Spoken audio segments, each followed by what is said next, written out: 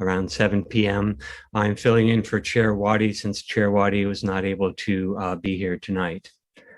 So first order of business on the agenda is the call to order, which I just did, and then we have the roll call.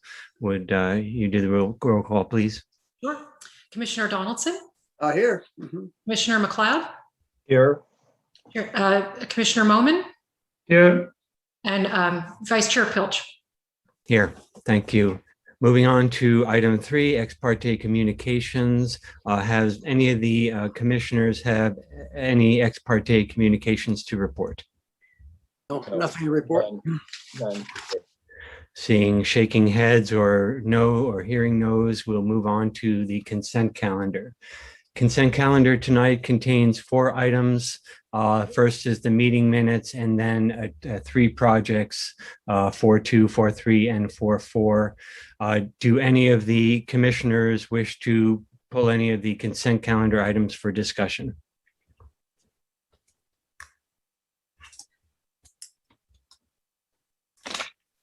Yes, Commissioner McLeod. I would like to pull item 4-4, 709 San Carlos, just because there have been some letters in opposition, and I think it would be fair to hear the project. Okay, thank you. And just a note, I'm going to let Commissioner McLeod lead the discussion on that item since I am recused due to proximity of my residence. So we'll take 4.4 separately when we get to that. Any other items from any other commissioners? And then do we have any members of the public who wish to speak on any of these consent calendar items?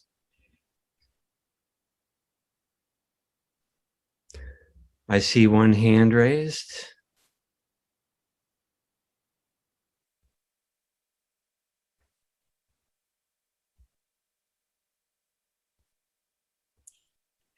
Hello. Go ahead. My name is Sophie Lawson. I would like to speak for agenda item 4.3. Okay, thank you. We'll come back to that. Thank you. Okay. Would any other member of the public wish to pull an item? So 4.3 is 915 Stannage then?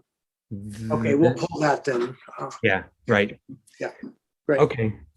So it looks like 4.3 and 4.4 will be pulled. Okay. Do I have a motion at this time to approve the items 4.1 and 4.2 on the consent calendar?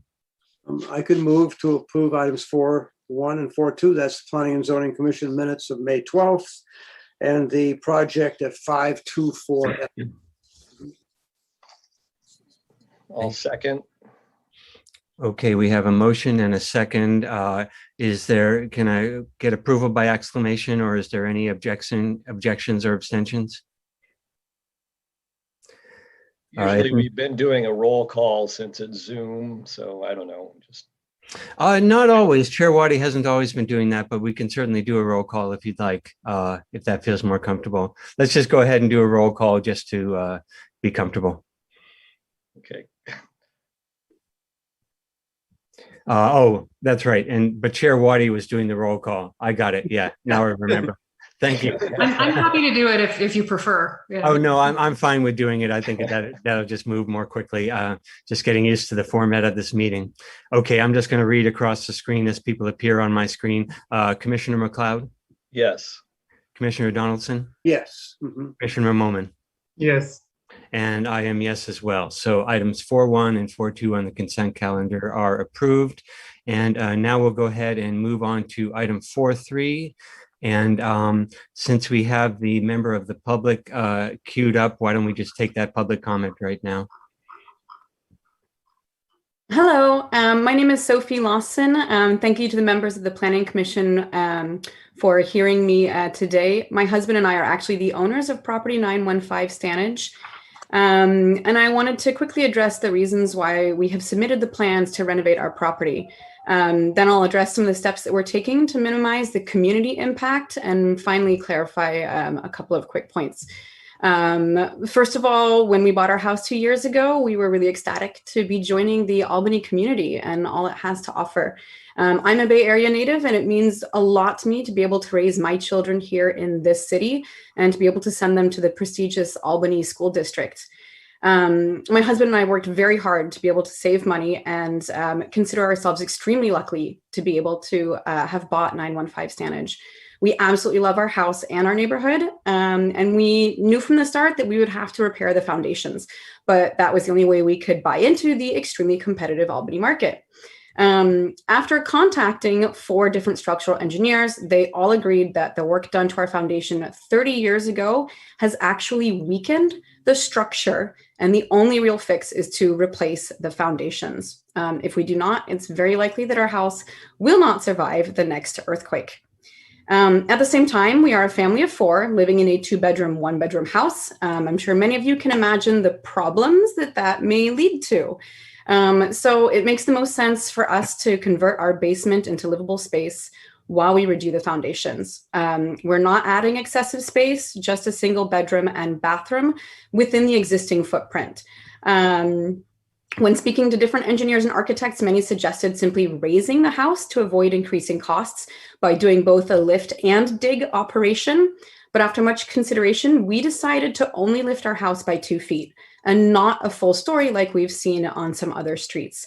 We're doing this in order to have minimal impact on our neighbors. We're aware of occasional flooding in this area and are using modern construction techniques that will easily address the flooding issue. I know that was a concern from someone. Additionally, we're not altering the configuration of the upstairs nor the facade or windows of the original house. That way it matches the existing historical architecture and retains the craftsman's style. We really care about this neighborhood, and we want 915 Stannage to keep its original Albany feel. And then lastly, I'd like to briefly address a concern that came up from one of our neighbors, which was regarding our choice of contractor. He is a very reputable and well-known contractor in the area, located here on Solano.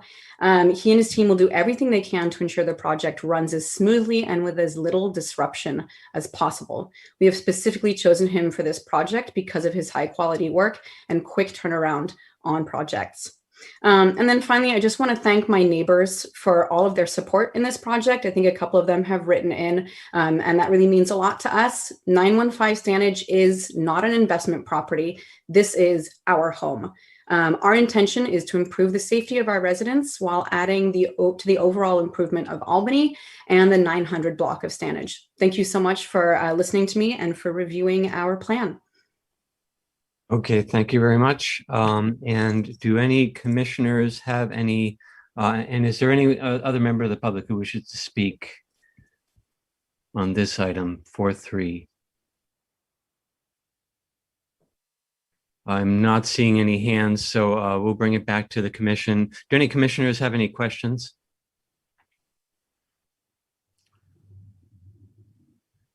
No questions. I could comment. Okay, let's move on to comment then if there are no questions. Any comments? Go ahead, Commissioner Donaldson. Sure. Yeah, I think this is a pretty modest project, especially since it's really, and I think that the idea of raising the house a minimal amount to make the existing existing undeveloped spaces usable is a real good idea, a real good problem. It was disturbing to see the problem they had with the sidewalk work, but this is a planning and zoning commission. We're looking at more of an overview, certainly not the building inspection level or the construction management level. And I really have no problem with the project. I think it's a good project, and I support it. Okay, thank you, Commissioner Donaldson. Commissioner Moman or McLeod, any comments at all? Okay, yeah, Commissioner McLeod. Yeah, I would like to agree with Commissioner Donaldson.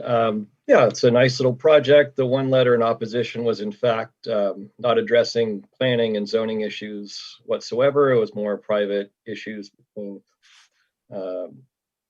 the previous contractor or the contractor that did previous work. So that's not in our purview. That's not something we address. That would be basically a private matter. the sidewalk issue is Public Works and the building inspector. That's also not part of the Planning Commission's purview. Yeah, it's a nice little project, looks nicely designed. I think it is improving life safety. I'm all for it.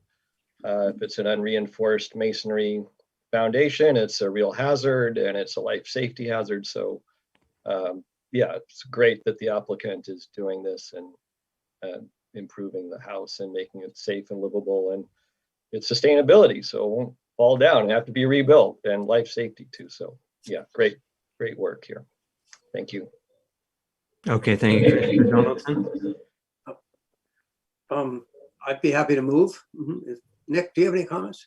No, I agree with the Commissioner Donaldson and McLeod as well. So go ahead, Commissioner Donaldson. Then I'll move approval of planning application 21033, a design review and a parking exception for a building lift minor addition at 915 Stannage Avenue. I second that. Okay, we have a motion and a second to approve item 4.3. Commissioner Moman, Yes. Commissioner Donaldson, Yes. Commissioner McLeod, Yes. and I vote yes as well. And item 4.3 is approved. And I don't think there's are there story polls? Well, if there are, okay, no story polls. So no need to comment on that. And then we move on to item 4.4, and I will turn off my video for this item and turn it over to Commissioner McLeod to lead us. All right, thank you very much. So I'm going to open the hearing on item 4-4 PA 21-032 design review and parking exception for a second story addition at 709 San Carlos Avenue. First of all, let's see. Should we have a presentation, Anne, I suppose, or should we?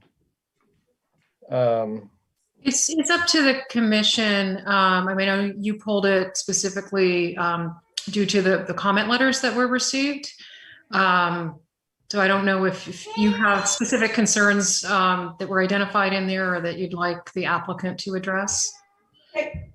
Well, maybe we should have a presentation. I think it would be helpful because the letters were, you know, addressing mostly height and roof line issues. So I think probably best to hear the applicant's presentation and get public feedback. Agree.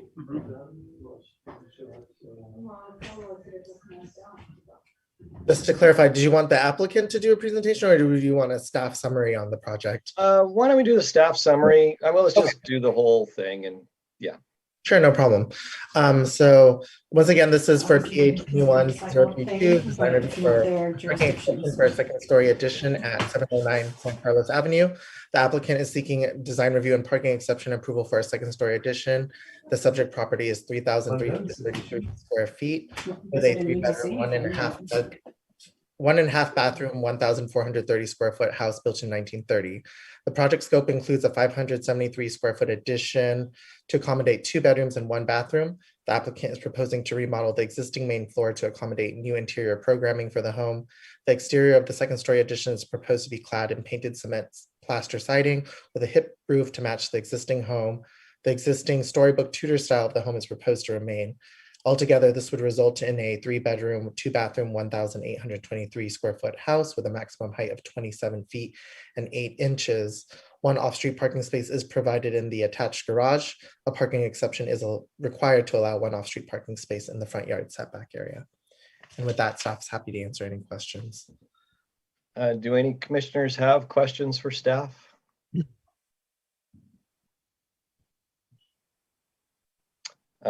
Seeing none, why don't we open it up to public? I'm Or actually, sorry, we should. I was muted. I'm sorry. Oh, do you have I a don't question? think- A question for staff? Yeah. I don't think I have any questions for that, but I am hoping that the architect is here and I might have questions for the architect. Okay, let's hear the applicant's presentation, please, Okay, we have. if they're available. So we have a homeowner, Jeannie Montag, And we also have the project architect, Robin Pennell. Okay, well, they're both welcome to speak if they're interested. Maybe we'll let the architect. Let's start with the project architect and the homeowner. Robin go first. Add comments if she likes. Sure. Robert, you can go ahead and speak. Can you hear me? Yeah. All right. Okay. We were a little blindsided this afternoon by some additional comments from the neighbors, and I can certainly address some of those. But Commissioner Donaldson, you had some questions?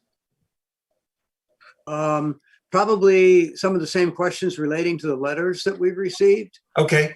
Well, I think it'd be great. I really would like you to talk about both of the letters that we've received. One about the modifying the roof line, and the other one about the location of the windows. All right. Well, when it comes to the windows, I think we're talking about the windows on the second story with respect to 7-Eleven. They would like to see all the windows on our building frosted or opaque.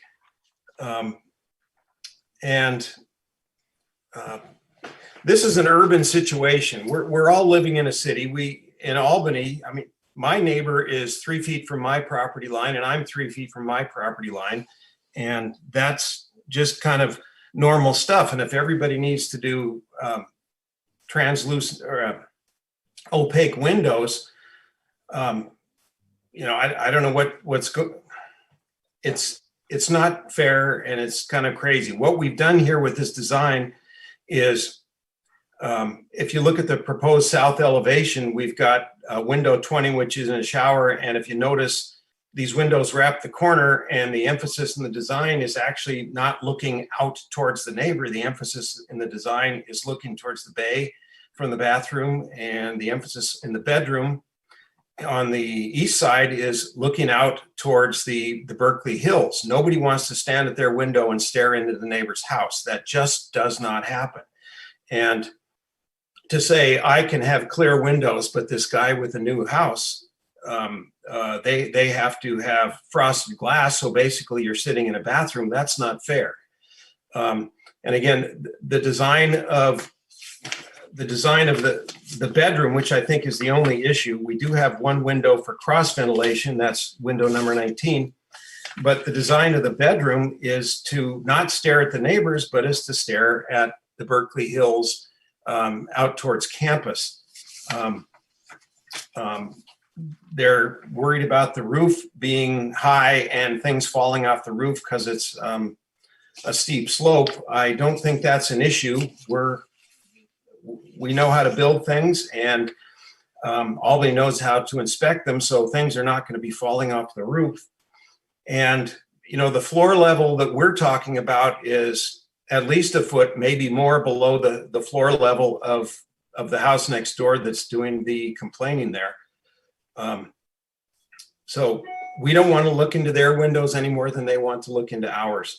Regarding the house on 1442 Portland, we are quite a bit up the hill and approximately 80 feet from the neighbor's home.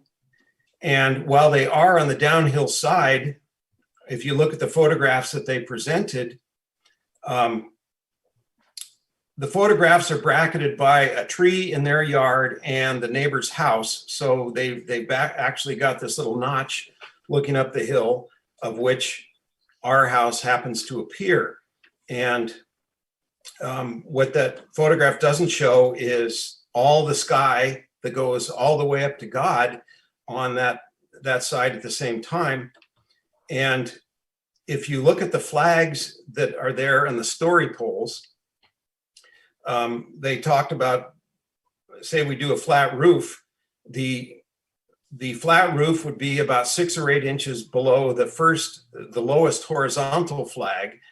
And it turns out it really doesn't change that much view in terms of sightline and certainly in terms of sunshine.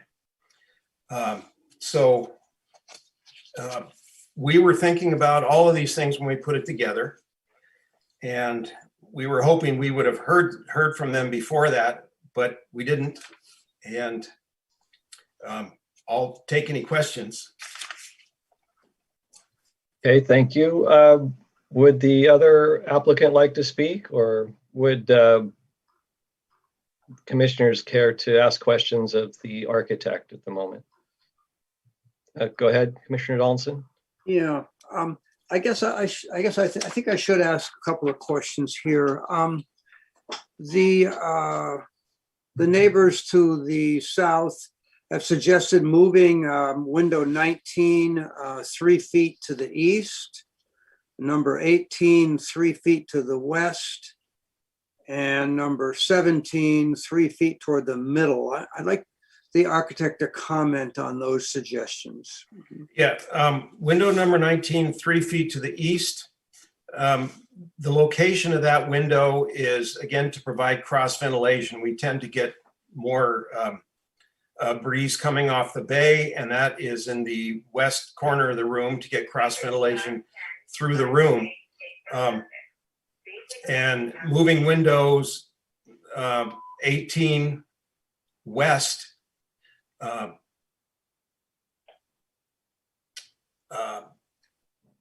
sure, we could do that, but I don't think it's, the location of those windows in the corner is for a reason, and that's to actually look to the southeast. Yeah. And view. It is not going to be nice to stare at a square white stucco wall through those windows, and a good portion of that room is to view out to the again to the southeast. All right. That's good. Thank you. Appreciate your. I want to hear your thoughts on it, and that's good. Okay. Commissioner Moman, any questions?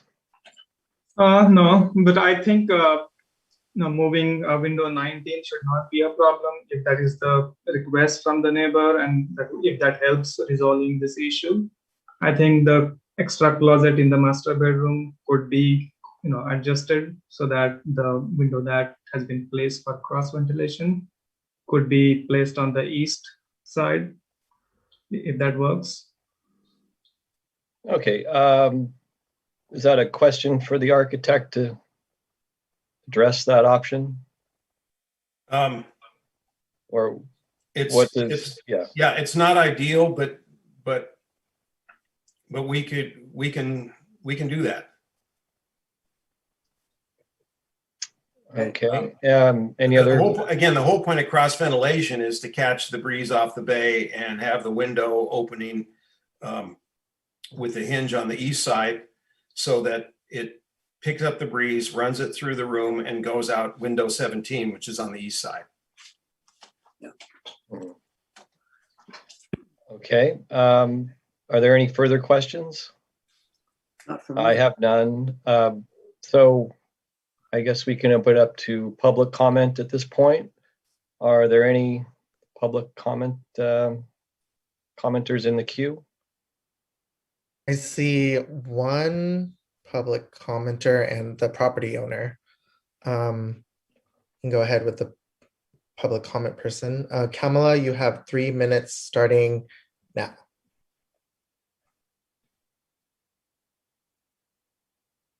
Kamala, you're muted. Oops. Can you hear me? It's Yep. Kamala.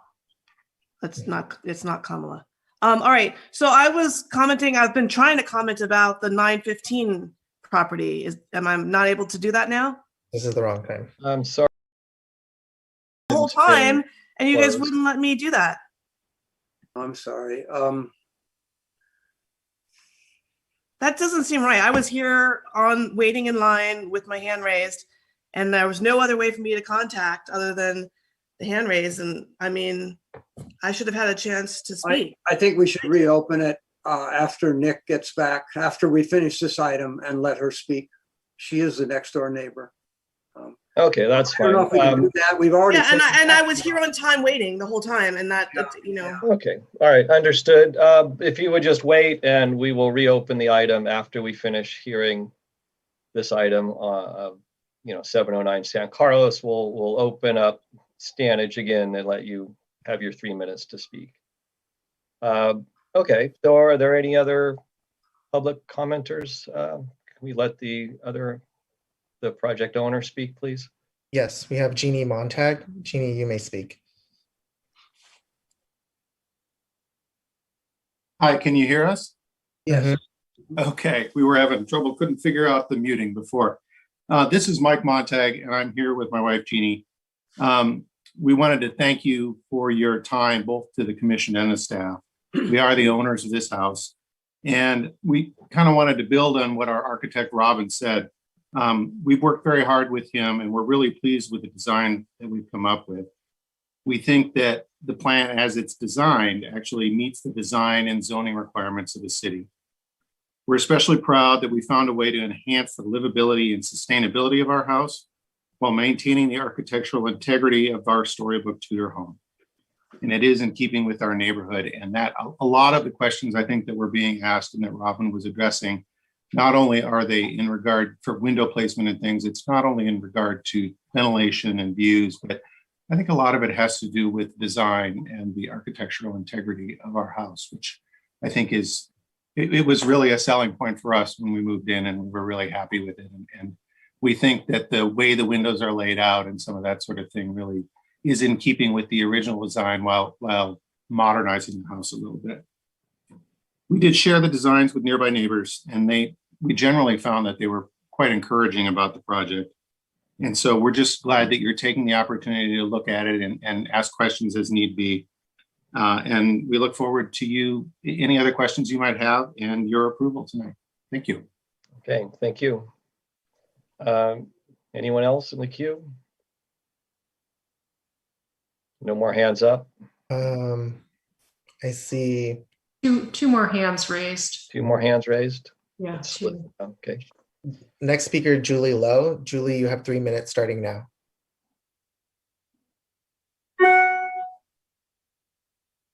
Hi, I'm Julie Lowe, and I live to the north of the proposed property on Portland. And I noticed the story poles going up earlier this month. And from my backyard, I am at a lower elevation, and looking south, the new addition does increase substantially the height of the property, and blocking my view to that side. So those are my concerns. And just aesthetically, it seems like the house is really, like the proposed addition is really tall for the width of the house. It just, and so those are my concerns. And then I have. Hi, my name is Doris Pyle. I am a residential designer who works and lives in Albany and have been before you, for many projects. I've long been a fan of Jarvis Architects' work, and of course, long advocated enhancing our very small Albany home. So we have no problems with either of those. And I also apologize for sort of the late notice. I came over to see my friend. We were in her backyard, and I looked up and said, "Those are story poles," and she didn't know what it was. She actually thought maybe they were replacing a roof. But when I did look at the plans, I completely think the second story is laid out nicely, but given the Tudor style of the home with a 12-12 roof, that means a very, very tall roof. At the width of that building, I estimate you can stand, on those ceiling joists, and there's 12 feet to the ridge beam there. It's tall. And I just wondered, design-wise, if you could perhaps pull it down and make use of dormers and the floor space. We have no problem with the addition, no problem with the window placement. Even if you look at it from the front point that they give you, it is much larger than the house to the left and to the right, even given a slope change. And it really is imposing in my friend's backyard. I welcome you to come see it, you know, in judging this. I'm just asking aesthetically if perhaps that roof could be brought down substantially by close to a floor level by making sort of better use of dormers. I only gave a quick 2 elevations, one as it would be seen by my neighbor and one which I felt was a more egregious elevation. I welcome your thoughts on that. Okay, thank you. Is there anyone else wishing to speak?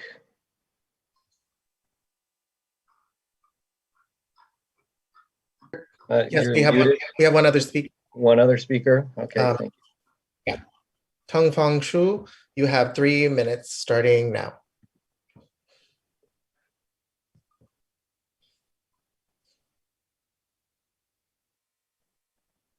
Mr. Shu, we can't hear you. Is he muted or? Oh, hi. I'm not sure. All right. Can you hear me now? Yes, yes, please. All right. Thank you. Please comment. I would like to take this opportunity to thank you all, commission staff, and also the homeowner of 709. As Mike mentioned, that we were actually very excited when we hear that they were having a plan of this second floor addition, and we have been supporting all along. But the concerns arise after the story pole is put out, and we just realized that the roof line is very, very tall. We can live with losing the hill view because of the second floor addition. I would like to make it very clear. I'm very supporting of the neighbor, but having that 8 feet above the ceiling of the second floor is equivalent to a 3-story house, and that immediately block my sky view. I can live without a hill view, but it's very depressing to look at the roof every day. It's an eyesore for us. So we are on the south side of the neighbor. So I just would like to raise that roof line is a big issue for us. It's too tall. Second thing about the cross ventilation, we make some suggestions in terms of cross ventilation. I think number 17, put in the middle would help actually improve the cross ventilation. And I haven't had the honor to talk to the architect myself or met with him yet, but I would be happy to do that because I myself, I'm a PhD in architecture with a background in building science, energy efficiency, all this ventilation. So there's a couple of issues in my letter in terms of the thermal, visual impact, comfort, health issues, potential. So I just would like to share that with you. But I just would like to also reiterate the roof line is really tall, and I'm hoping to find encourage a creative design, maybe lower the roof, make it flatter, or maybe even make it a flat roof, low slope. Yeah, that's my key point. Thank you all. Okay, thank you for your comments. Would the project architect be willing to speak again on the roof lines? I would appreciate maybe your thoughts on the design and what you're trying to achieve. Are we good? Yep. Yes, we can hear you. Thanks. Oh, okay. If we put a flat roof on this, I just want to say, if we had proposed a flat roof on this, you guys would not pass it. I'll just say that. But if we put a flat roof on this, the roof line that we have is 6 feet above a flat roof. It's not 8 or 12 as been bandied about. It would be 6 feet higher. And in addition, we've got a great floor plan, and that's wonderful. But what makes these wonderful little McGregor houses so nice is they don't build them like that anymore. And putting a flat roof on this would devalue the house. any sort of value we put on it. And, you know, it's not about the value of the house, but you want to come home after a bad day at work and look at your house and smile. You don't want to come home after a bad day at work and look at your house and say, man, that looks terrible. So, you know, there's a possibility that we might be able to lower the roof and still keep some of the storybook charm that we were working off of the front of the house. But in the end, I don't see this as, you know, creating light problems for 7-Eleven. And I know that from my house. The north side of my house has more light than the south side, because the light reflects off the neighbor's house and bounces back into the northern windows. That's here nor there. But the commentaries are not necessarily absolute. And we did spend some time looking at this, and a flat roof is a non-starter. It really is. Yeah, thank you. Well, if I could just ask, I mean, I can see in the front elevation that you're matching the pitch of the I guess it's the living room with the arched window. So that makes sense to me. And then the other two side roofs that create sort of the M shape, what was the thinking there? I mean, I don't suppose, I mean, that's not really the problem side for 7-Eleven either, but I mean, I suppose that side could be lowered or reduced, or the ridge could start lower on those two to reduce the height. Is that something that you would consider? I mean, the ridge doesn't necessarily have to be at the same height as the taller volume. Yeah, one of the things that we could consider, and right now, the height of the roof is because we centered the gable on the living room gable. Yeah, there's an asymmetry to that. If that center line moved over 2 or 3 feet, the roof would drop 2 or 3 feet. And from a perspective, or from an elevation view like we're looking at, it might look a little odd, but nobody ever sees an elevation. They see from the street, and they see depth, and they see the house from a lot of different angles, and perspective wise, we might be able to make that work and still maintain the concept that we have here, which is the you know, the arts and crafts hip and gable combo. Something like that would be possible. Okay. Does anyone else have questions for the project architect? No. Okay, well, thank you very much. So I think we'll close public comment and we can open it up to commissioner comment. Is there anyone who'd like to start? Commissioner Donaldson? Oh, okay. Let's see where to start here. So I really think this is a beautiful house right now, a very interesting house, the storybook Tudor style. And I like the addition as it's designed, frankly. I think it replicates the unique and distinctive facade, front of the house. I recognize that the roof pitch is really high, really steep, but I don't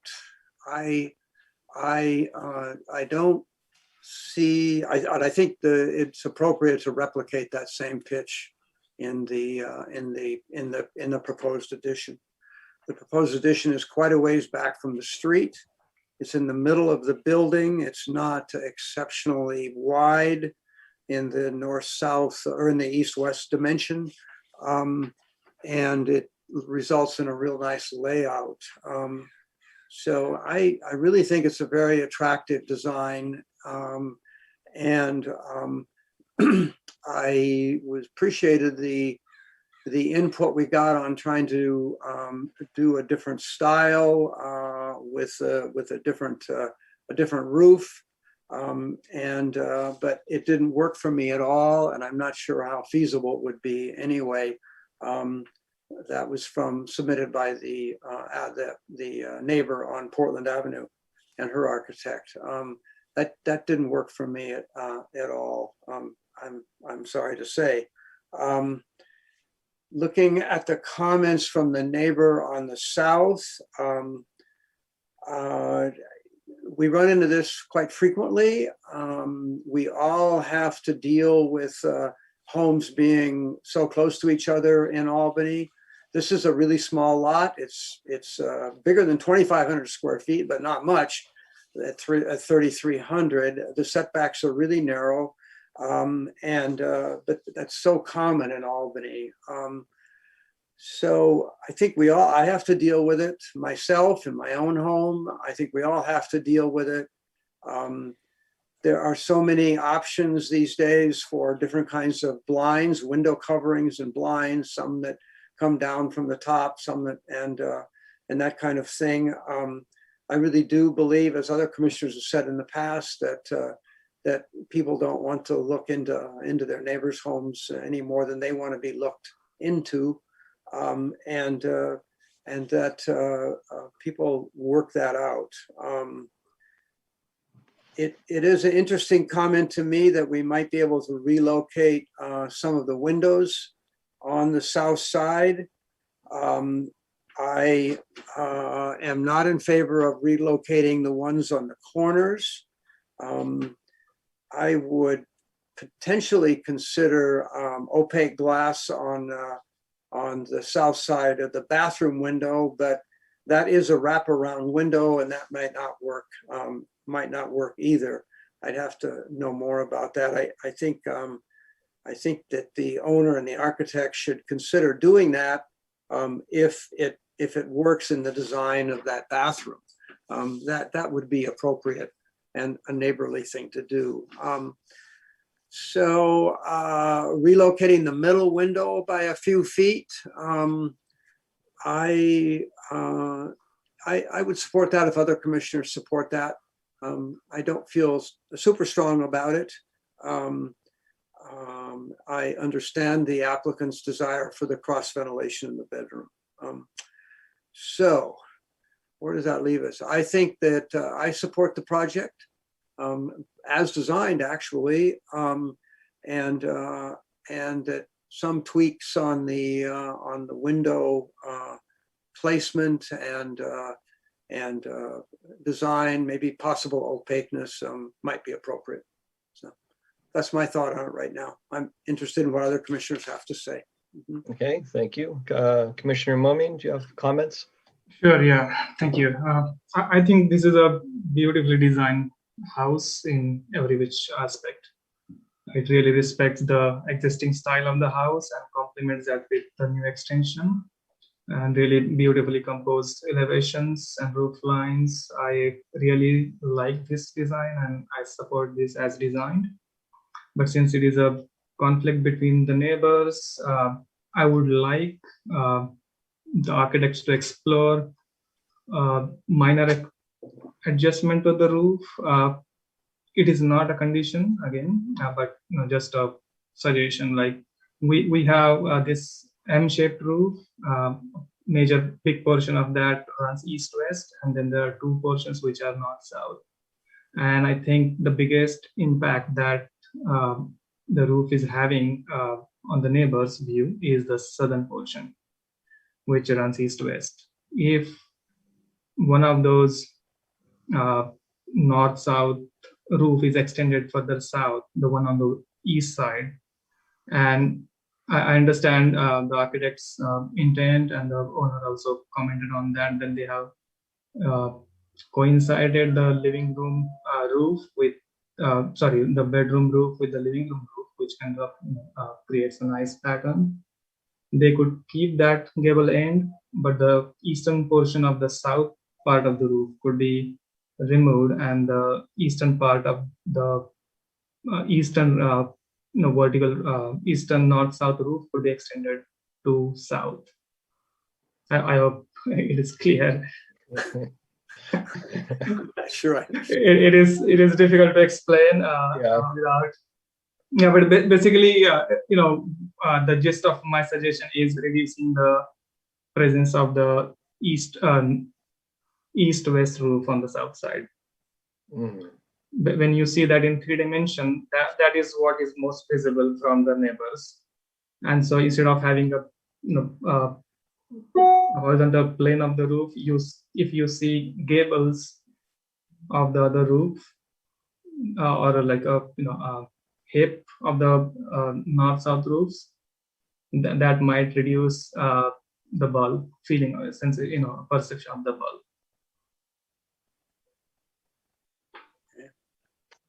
Okay, I think I follow that. Roof geometry is always complicated, especially talking about it just verbally. Any other comments, Mr. Mummy? No, I think this is a beautiful project. I would like to support that project. Okay, all right, thank you. So it's my turn. Yeah, I wanted to, basically concur with my colleagues. I do see the logic for the high pitched front upper roof matching the other lower roof. I think that's perfectly fine. I think that's a nice design element. And it does slope up at about 45 degrees on each side, and it is just what it is. Looking at the window placement, I'm perfectly fine with the way the windows are in the current plan. I think facades look nice. The window placement looks, regularly spaced and aesthetically pleasing. I think the privacy issues will work themselves out, as they always do, because people come to their own accommodations, and like people have said, other commissioners have said, people don't want to stand and look at other people in there across the way, and it works both ways. The other comments I had, just a few specific things. Just to address some of the comments in the letters, the solar panels, I don't think they're an issue at all. They're engineered to be attached. They will not fall off. They're engineered to withstand 100-mile-an-hour winds, those attachments, basically. So I don't think that's a problem. Aesthetic objections to solar panels are not allowed by state law as well. So everyone's perfectly, within their rights to put them on their roof if that's what they choose. And I don't see anything else coming off the roof. It's just a simple roof structure.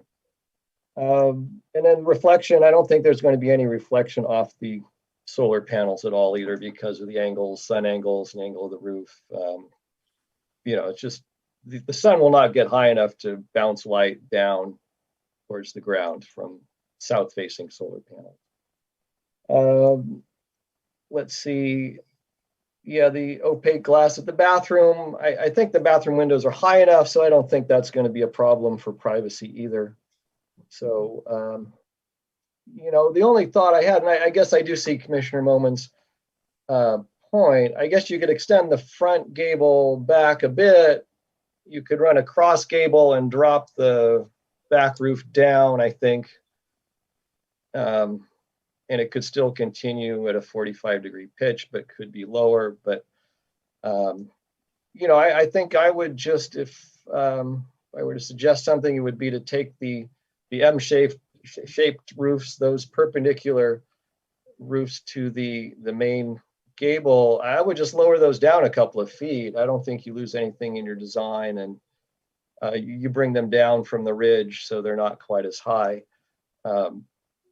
It would just reduce the overall look. I did go out and look at the story poles today, and I was actually pleasantly surprised by the fact that from the street, it's not as imposing as it looks in the drawings. The drawings make it look like there's, like a big amount of sail up there, but actually when you see it from the street, that front gable kind of drops down a little bit because it's set back a little bit. So it's not really that imposing.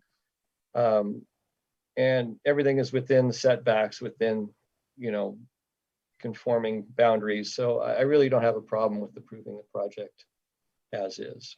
But I did think it was important that we address the issues raised by the neighbors. So that's it for me. If anyone has any idea about making a motion, or okay. Commissioner Dawson. Sure.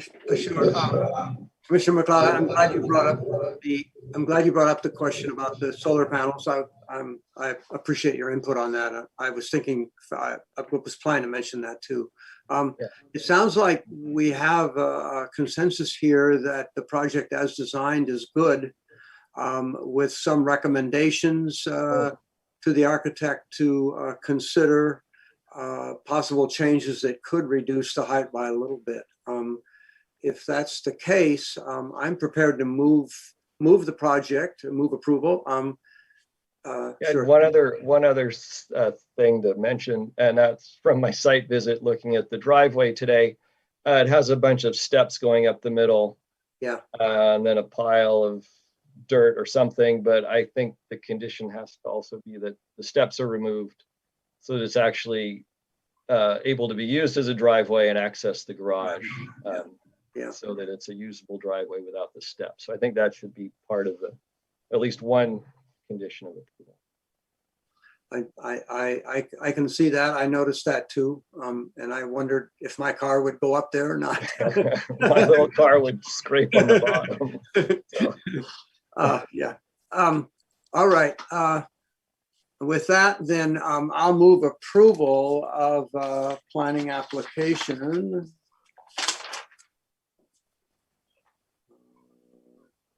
21032, a design review and a parking exception for a second-story addition at 709 San Carlos.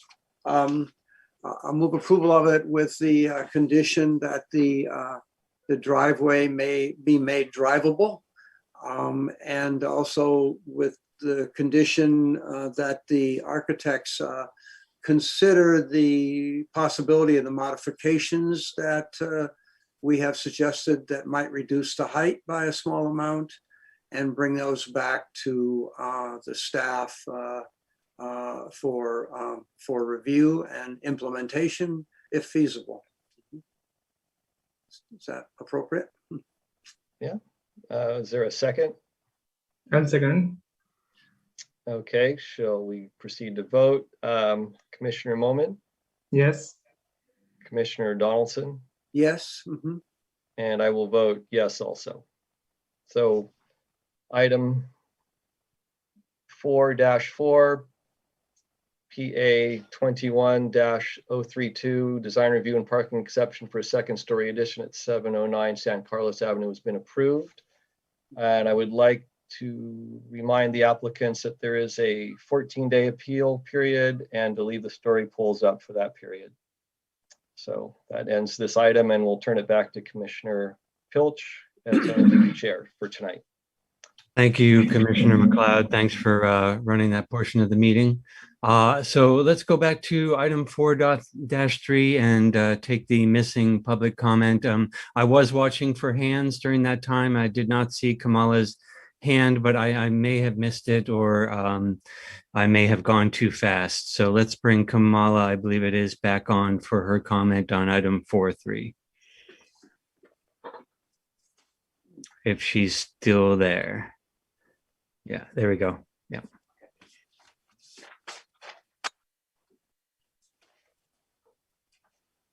Okay, I was here. I don't know why you guys didn't answer my hand before. You guys were just talking. Anyways, okay. I have a lot of concerns about the raising based on the experience of the driveway expansion. One, I mean, I must say, my family's been in Albany for 40 years. And, Albany has its charm. And I'm noticing that now, lots of yuppies are coming in and building this behemoth houses that are just turning Albany into like a flip zone. I'm not too thrilled about long-term construction that one of my neighbors said was going to be so horrific for them that they were going to leave for the time that the construction was going on. But I have to suffer through it. During the driveway expansion, the guy didn't even check he'd do the 811 for the gas lines. I had told my neighbor where the lines were on mine because I had called, and so had my contractor. They ended up hitting it. I mean, that was just for a driveway. I'm really concerned about what's going to happen when it's actually the whole house lifting, which is a pretty big thing to do. His workers also threw garbage all over my property And when I said something, they were just like yelling back when they were pouring. They were also loitering in front of my house. And this was during the pandemic. This was November. And no masks. So, I mean, I have a lot of concerns with the management of the people working on it. And my neighbors told me they were going to hire the same person and not be around. That's not going to work. This is going to be like something that's going to be for a while to do. Yeah, and then the person who was working for me also mentioned one, that he noticed things that weren't done right. For example, the inspector came for our approach when we were redoing it, and then wanted us to redo the work of the guy who had done the driveway for their house because he didn't do it to code. Okay, I see the timer. But I'm really concerned about this. I'm really concerned that it's going to become just a disaster zone, and I'm going to be stuck living next door to it for months, especially when I'm trapped. And when a lot of the work I do is from home, and right now, I mean, we're all at home more. So that's going to be pretty treacherous. And the fact that one of my neighbors said that's going to be so bad for them, they're just going to leave. I mean, you got to be kidding me. And I heard you guys just quickly go through it, and I thought, damn, my hand's up. I want to be able to say my side. Between crazy Mo of Cafe Eunice, screaming the N-bomb, his horn. This guy too, when my contractor said something to him, he just said a bunch of racist stuff. So I'm really not looking forward to months of this guy running loose. Time's up. Okay, thank you. I also see that the property owner has her hand up again, but let's hold off on that since she's already spoken and go to the commissioners. Commissioner Donaldson, you had your hand up. Yes, I was going to say to Kamala, I think I know your mother from years and years ago when she worked with me on the earthquake preparedness project in Albany for many, many years. So Nadia, I believe. I think that's your mother. Anyway, and what else? That's all I have right now. There was something else in my mind. That's good. Okay. I think you had some good comments previously, but go ahead, Commissioner McLeod.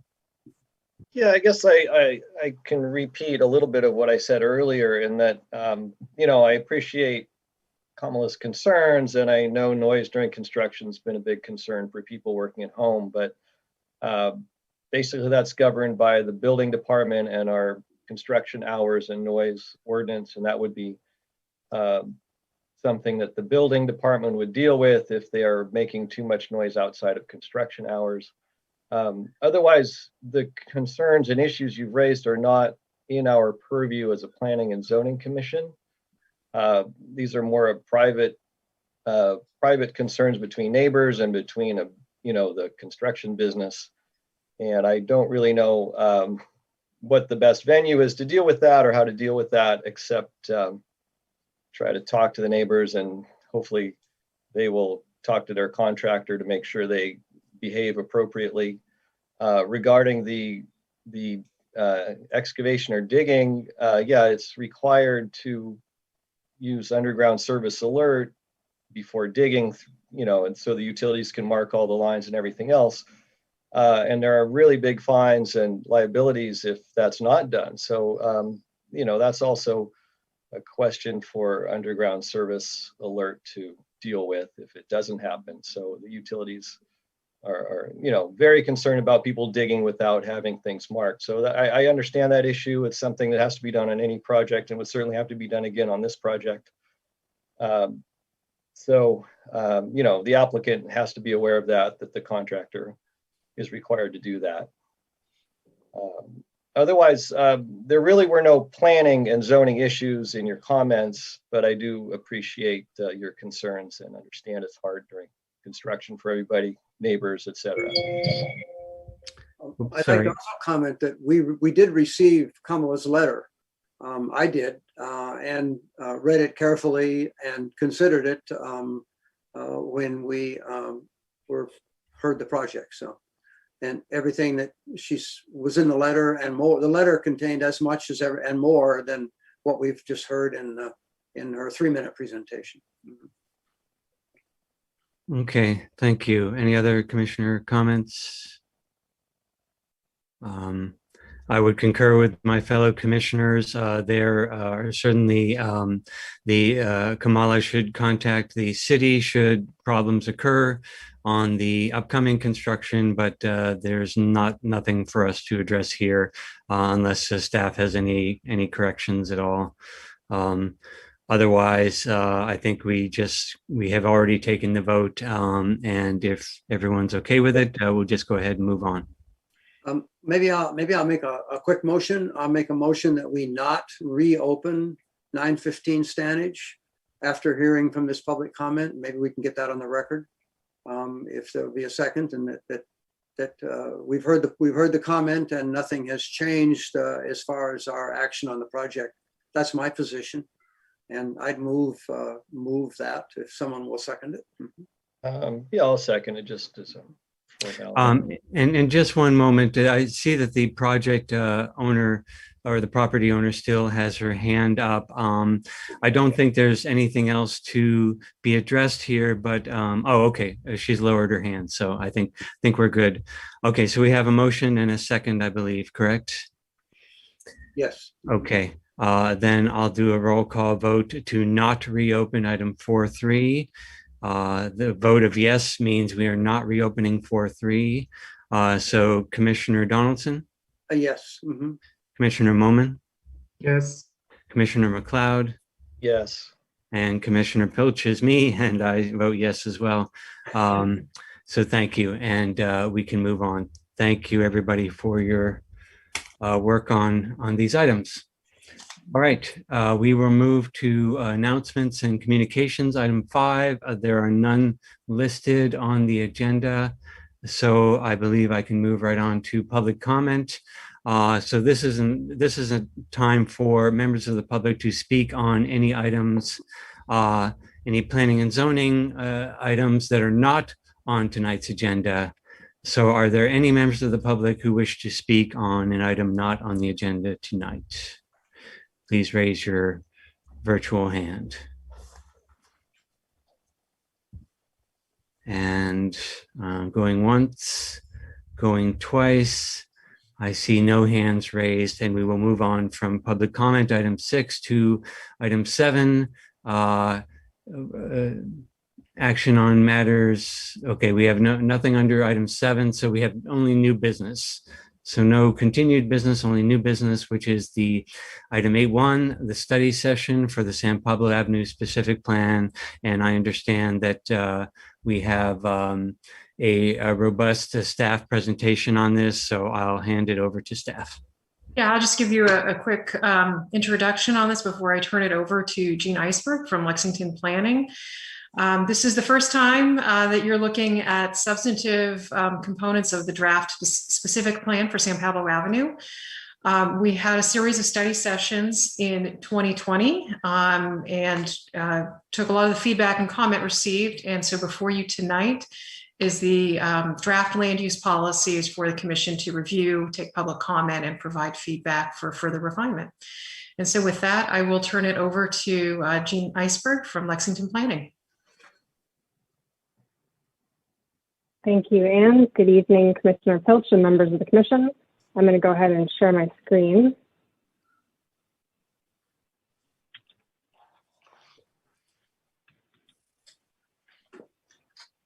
Okay, so we are back tonight to talk about the draft land use framework for the San Pablo Avenue specific plan. We haven't seen you in a while, and I know we have some new faces, so I'm going to spend about 20 minutes going through the staff report and providing a presentation. If there's anything confusing along the way, feel free to interrupt me, and we'll talk a little bit about a recommendation for how to organize the discussion tonight. I'm going to give an overview of the project and the work completed to date, an overview of the land use framework, and then speaking with Commissioner Pilch, we've recommended an organization for the discussion in 4 parts. First, the overview framework, including the guiding principles and development potential or build-up. described in the staff report, a discussion of use requirements, including ground floor retail versus what's allowed on the upper stories, a discussion of parking, including both vehicle and bike parking, and then lastly, this key concept of a local density bonus program, including the related below market rate housing requirements, other community benefits, and changes to specific standards, including density, height transition, and open space. So over the last year that we've been working on this project, the key vision of the plan relates to what's stated in the general plan, which envisions a corridor that is transformed into a more attractive, pedestrian-oriented, mixed-use corridor. And so the specific plan is looking at updates to amendments to the zoning ordinance, amendments to the general plan, and new design guidelines to essentially right-size those standards, to encourage implementation of this vision in a way that is met through the zoning ordinance standards. So you may recall this graphic that we presented last year. This just shows one of the key issues related to why Albany hasn't seen a lot of development on the corridor compared to some of its neighbors. And as you can see here, the development envelope allowed under the SPC zoning district, which is the zoning district along the San Pablo Avenue frontage, allows much less development than its neighbors. So El Cerrito, for example, allows up to 65 feet. In Berkeley, residential projects go up to 40 feet, mixed-use projects up to 50 feet. And so we typically also see some of these cities using state density bonus law and getting even taller heights. The key concept that we'll talk a little bit more later in the presentation, the key concept here is this idea of a local density bonus program. And for those of you who were on the commission last year, you may recall that at our July meeting, staff discussed this idea and some commissioners discussed it at the meeting. But the essential idea here is that when we're upzoning, when we're increasing densities and heights, we're adding value to the property. And a property owner can monetize that value by selling the property or by redeveloping a site at a higher density or height. And so this local density program seeks to capture that value in a way that allows the community to retain certain community benefits or particularly affordable housing or other desired amenities. And so the program is structured as an alternative to state density bonus law. This gives the city more control over design review, more control over flexibility or waivers to other exceptions or other development standards. But in this way, the local program needs to be more of an incentive than state law. If an applicant's choosing the path they want to take, whether it's state density bonus law or this idea of a local program, the local program would have to be more rich in terms of the incentives in order for an applicant to choose it. We'll go into a little more detail, but wanted to put that in there at the outset. In parallel to this effort, the city is working on the update to the housing element. The current housing element was projecting or planning for a regional housing needs allocation of just 335 units. This next cycle, the numbers are just released this week. The city was allocated over 1,100 units. So, more than 3 times increase in that number, and we're expecting a lot of those units to be planned for on San Pablo Avenue. And so this project will help plan for that housing element programs and policies. So over the last year, in addition to meeting with the commission last summer and fall, we held a virtual open house over the winter with over 440 participants and 72 contributors to the website.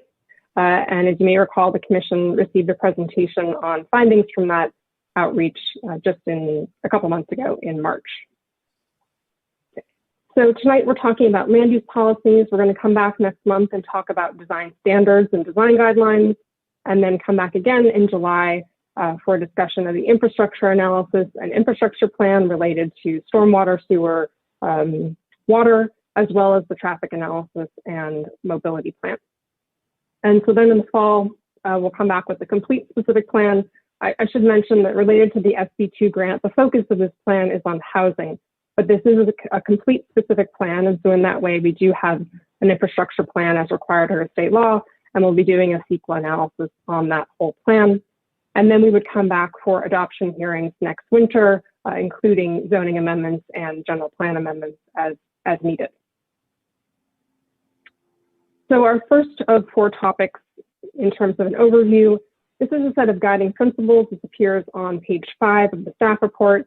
These are overarching policies. And so the first one relates to housing equity and diversity, aiming to facilitate housing for a range of income levels and housing types to improve socioeconomic and racial equity and inclusion.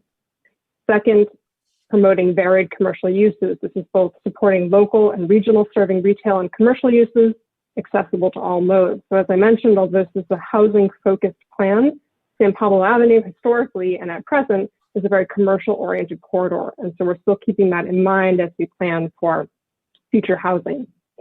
Third, the neighborhood retail pattern, looking to concentrate small format retail, services, restaurant development in a fine-grained pattern that supports vibrancy and synergy between commercial uses. And as we talk more about continuing the idea of nodes on the northern end of the corridor around Solano Avenue and at the southern end of the corridor, those are the places where we want to maintain that fine-grained walkable pattern. In other locations, there may continue to be more auto-oriented uses. Fourth, alternative modes, developing a mix of uses and expanded residential populations to support transit use, biking, and walking. And then fifth, context and transitions. The general plan talks a lot about the need for height transitions, transitions between lower density and higher density districts, and so seeking to retain and modify development standards to facilitate the new mixed-use development while ensuring that height and bulk transitions are present for abutting residential districts. At the end of the staff report's a discussion of potential build-out or development potential. There's an attachment 2 to the staff report that explains the methodology that we use. But essentially, we calculate development potential for a number of reasons. First, to allow the community to expect what can be expected of this plan. How many units are we planning for? Where might those units be? How much commercial development can be anticipated? Second, in terms of mobility, understanding the effects on the need for transportation improvements, and in terms of our traffic analysis that will be prepared for the CEQA document. Third, infrastructure. The plan, as I mentioned, will include a capacity analysis and understanding of any new improvements that may be needed in terms of wastewater, water, stormwater, other utilities, gas, electric.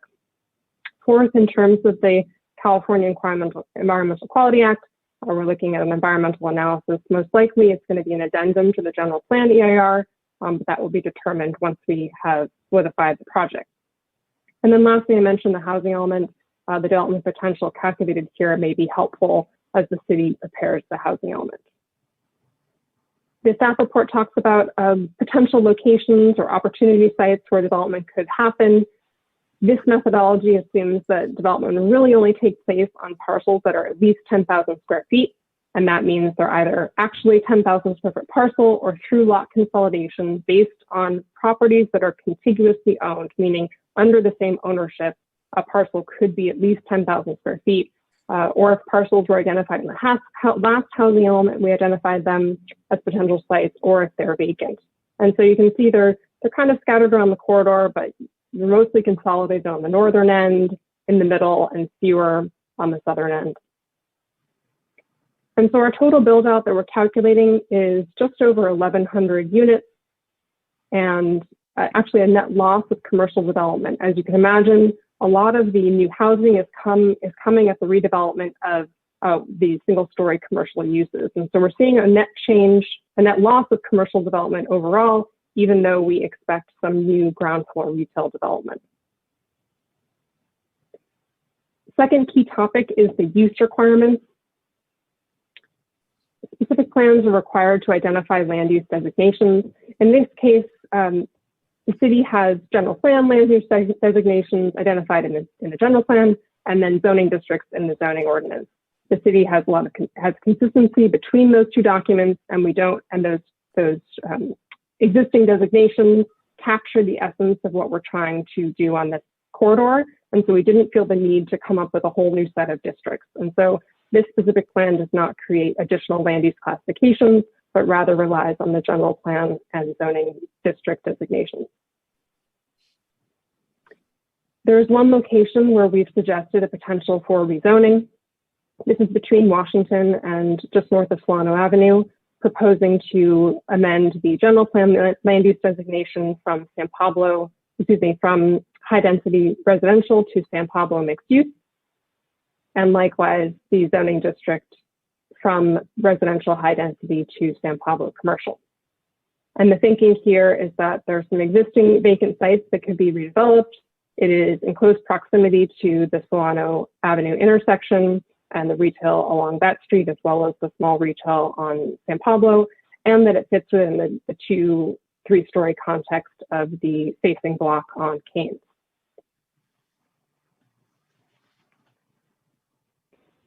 Moving into the policies, this is not a new idea. The city already identifies nodes along San Pablo Avenue through the general plan and through the zoning, but those aren't really codified in terms of potential changes to height or what those nodes might look like. And so we propose to try to strengthen that idea and really help implement it through this plan.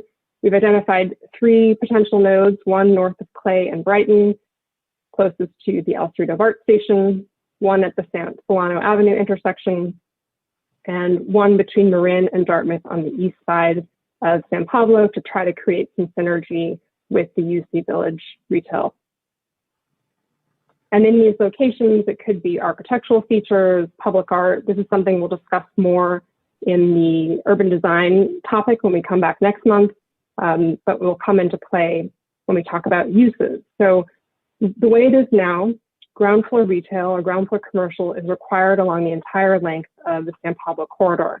You may recall that when we talked last summer, this is a focus of one of our meetings was what should be happening on the ground floor. There's a desire to have ground floor commercial everywhere, but it can result in vacancies, especially with new development, and it just has a lack of synergy across commercial uses. Sometimes we end up with gaps between commercial development. And so thinking about places where we could allow residential development in between the nodes and not residential units facing the ground floor on San Pablo Avenue, but rather common residential areas like a lobby, a bike room, a gym, or other mail room, other amenities like that that could face the ground floor on San Pablo Avenue. Another idea in this policy too is to prohibit upper story commercial on housing element sites. And this is to ensure for the purposes of our housing element and getting that certified that a site could not necessarily build out as 100% commercial, but rather would be restricted to just a single story of commercial on the ground floor, but would be required to do residential above. Our third topic is parking. So policy number 5 does not propose to change the city's parking requirements. Again, not really the focus of our effort in terms of housing, although clearly parking is an important part of housing and affects the unit yield. Instead, we proposed a number of by right reductions. So first, to allow a reduction of 1 vehicle space for every 10 bike parking spaces provided, and allowing bicycle spaces that accommodate electric bike charging to count as 2 spaces. So an incentive for providing that type of parking. Second, in terms of transit passes, reducing parking requirements if a monthly Clipper card or AC Transit pass is provided at a 1 per unit basis. And then third, applicants would still have the option to reduce parking with the Planning Commission's approval through an existing piece of code that's referenced here. And lastly, this policy expresses that these reductions are cumulative, but wouldn't exceed a 50% reduction without a Planning Commission approval. And so in that way, this would be proposing potential reductions of up to 0.5 spaces per unit. Second piece of the vehicle parking policy is to require unbundled parking for rental housing. Second, to require loading spaces for rideshare vehicles, for delivery vehicles, which, as we know, are becoming more and more prevalent on the street and on the roads. Fourth, to specifically allow parking stackers. It's not something that's mentioned in the code right now, but to have some standards around that so that they are permitted for everyday users like residents or employees, but not permitted for customers, for example. And then lastly, an idea to allow for the conversion of unneeded parking post-occupancy. So based on a study, if a development could demonstrate that, hey, we built this parking, turns out we don't really need it, to allow those spaces to be converted to housing after construction. In terms of bike parking, we've suggested two changes. One, to have a requirement for long tail bikes or cargo bikes, trailer bikes. That would be part of the overall bike parking requirement on a 10% basis, and electric bike parking also at 10% of the required spaces to accommodate electric bike charging, a type of usage that we're seeing more and more, especially during COVID. Both of these ideas are related to when a project has at least 20% protected bike parking spaces. So that would mean a project with 20 or more units. So our last and largest topic is this idea of a local density bonus program. And so this, again, the idea is to allow modifications to existing development standards. The proposal is to maintain the existing development standards as they are in terms of density and height, and then allow increases on that if someone elects to voluntarily go through this local program. And so they would need to provide additional below market rate housing and other community benefits in order to qualify. These projects would be subject to Planning Commission and City Council approval, just as state density bonus projects are. And in that way, an applicant is either choosing to go through the state program or through this local program.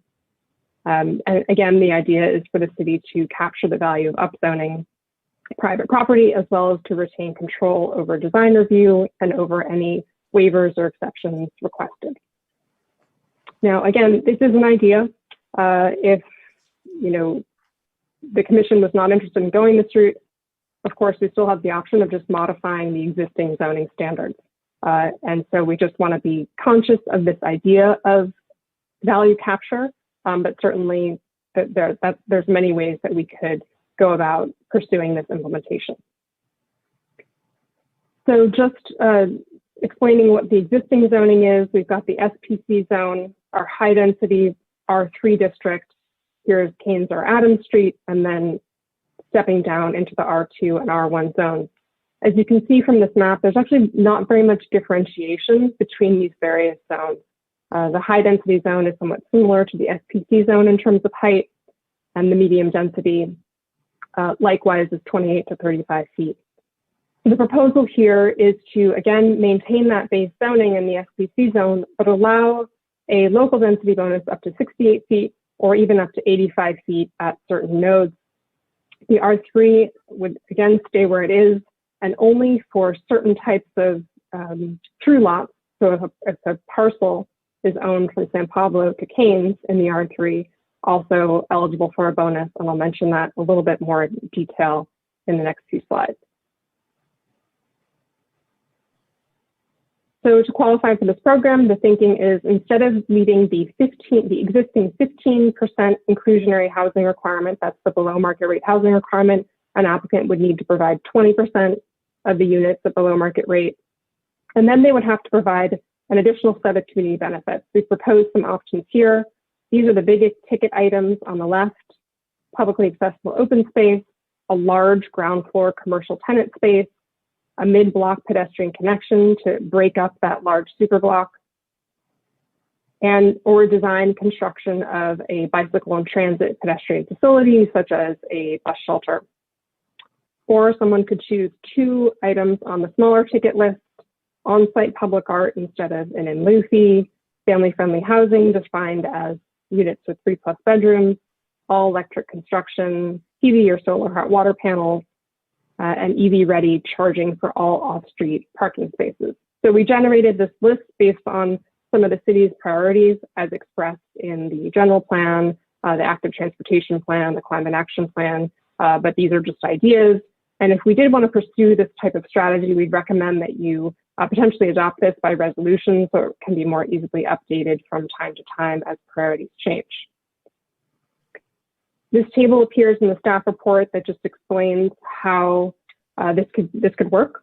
So we've got the existing the existing SPC zoning, the proposed no change to that base zoning at the 15% inclusionary level, and then this idea about the local density bonus ordinance and the changes that could come into play in terms of increases to building height up to 68 feet or 85 feet at the north end of the corridor, or for sites that go where the SPC goes through from from Keynes and Adams to San Pablo.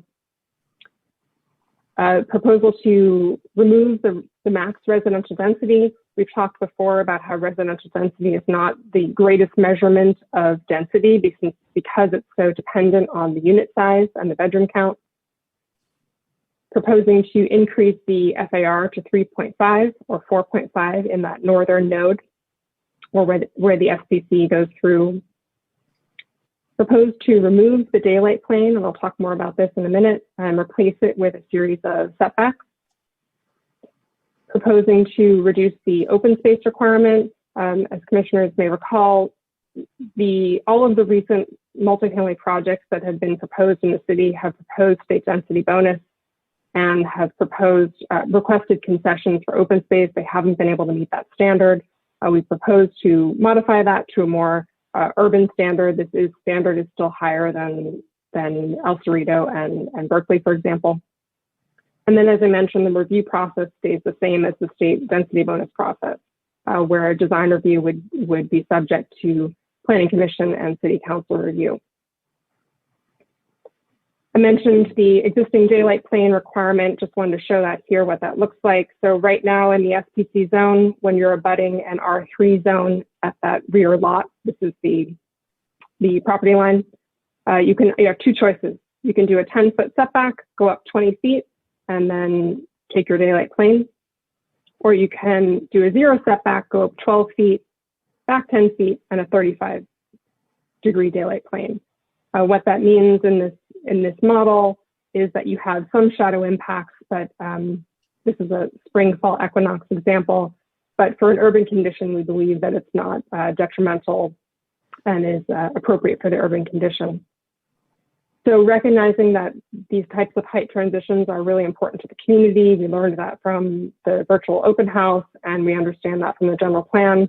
We proposed a more simple solution.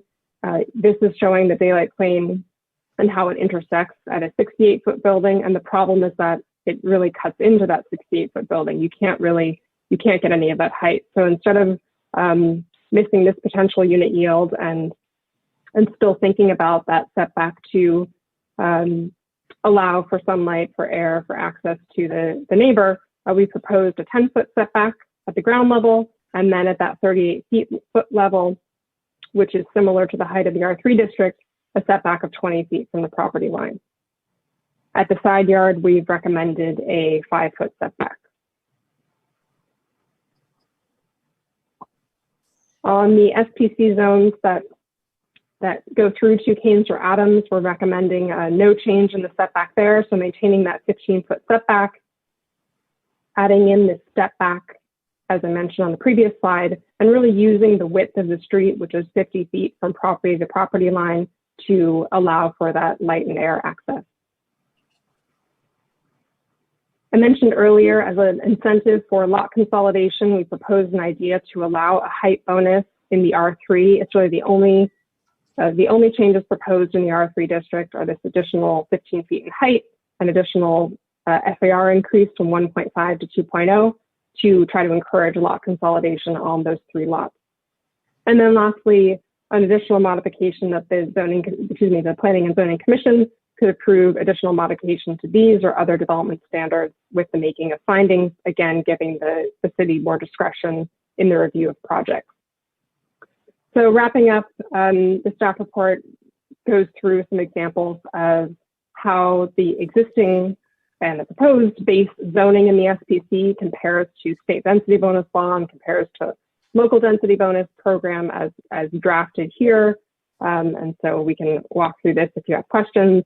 And it goes through a prototypical project site and how the existing zoning compares to the local density bonus program idea. And all that to say is that we can generate a lot more unit yield and more below market rate housing through this local density bonus program idea. And so just showing graphically what that looks like. Here's our existing zoning at 38 feet with the rear daylight plane on a half block condition. Density bonus law under state law, you can achieve typically probably 4 or 5, maybe 6 stories, and request a bunch of waivers for things that don't work in terms of that specific site. the local program, a applicant would be more confined in terms of meeting the standards as we've laid them out, but could achieve somewhat higher heights at 6 stories or even 8 stories in the notes. So that concludes my presentation. We did receive a few public comments, which are in your packet and are available on the website. And I'll leave this slide up. This is our proposed way to organize our discussion. I'm happy to answer any questions. Thank you. Okay, let's see. There's a tremendous amount to potentially talk about here. So I'm going to make a couple of suggestions. One, I want to thank staff for coming up with this discussion outline. I think that's, I will get back to that in a minute. It's unfortunate that Chair Waddy is not able to be here, although she can certainly furnish her comments in writing as well outside of the meeting. As staff pointed out, these are staff's ideas, recommendations, but also ideas, and especially for number 4, the local density bonus program, and any of the others. If we don't like it, we can tell them to go back to the drawing board. So feel free. Don't feel like this is not this is set in stone by any means right now. The other thing I would like to do is, it seems like items 1 through 3 are of somewhat equal weight to item 4, which might produce quite a robust discussion. So I'd kind of like to break things up in that way. What I'd like to do is offer public comment on items 1 through 3, and then have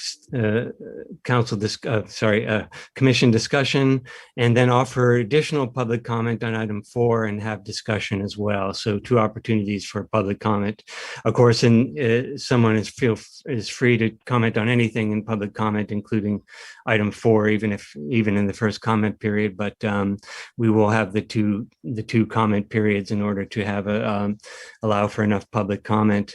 And so in general, I would say I think it's going to be hard to separate the questions from the comments, unless commissioners feel they really have burning questions that they have to get out, or questions about potential errors in the document. But I just go ahead and assume mix the questions and the comments into the discussion, if that's okay with the commissioners. So the commissioners okay with what I've outlined so far? Any comments? Yeah, go ahead, Commissioner. I'm having trouble seeing people. Donaldson, thank you. Yeah, Nick, I think your idea is good. I have a couple or 3 general questions that might be appropriate now. Sure. If that's okay. Yeah, absolutely. Yeah, if there are overarching questions, general questions, or errors, let's go ahead and take them now, and then we'll go to public comment. Yeah, on page 3 of the staff report, there's a reference. It says the specific plan project aims to modify zoning standards and meet general plan goals and housing element targets for the corridor, as well as the goals of SB2. And I've forgotten, if I've ever known, what SB2 goals are and how they fit in here. And I think my other questions are similar. So let me raise 3 issues here.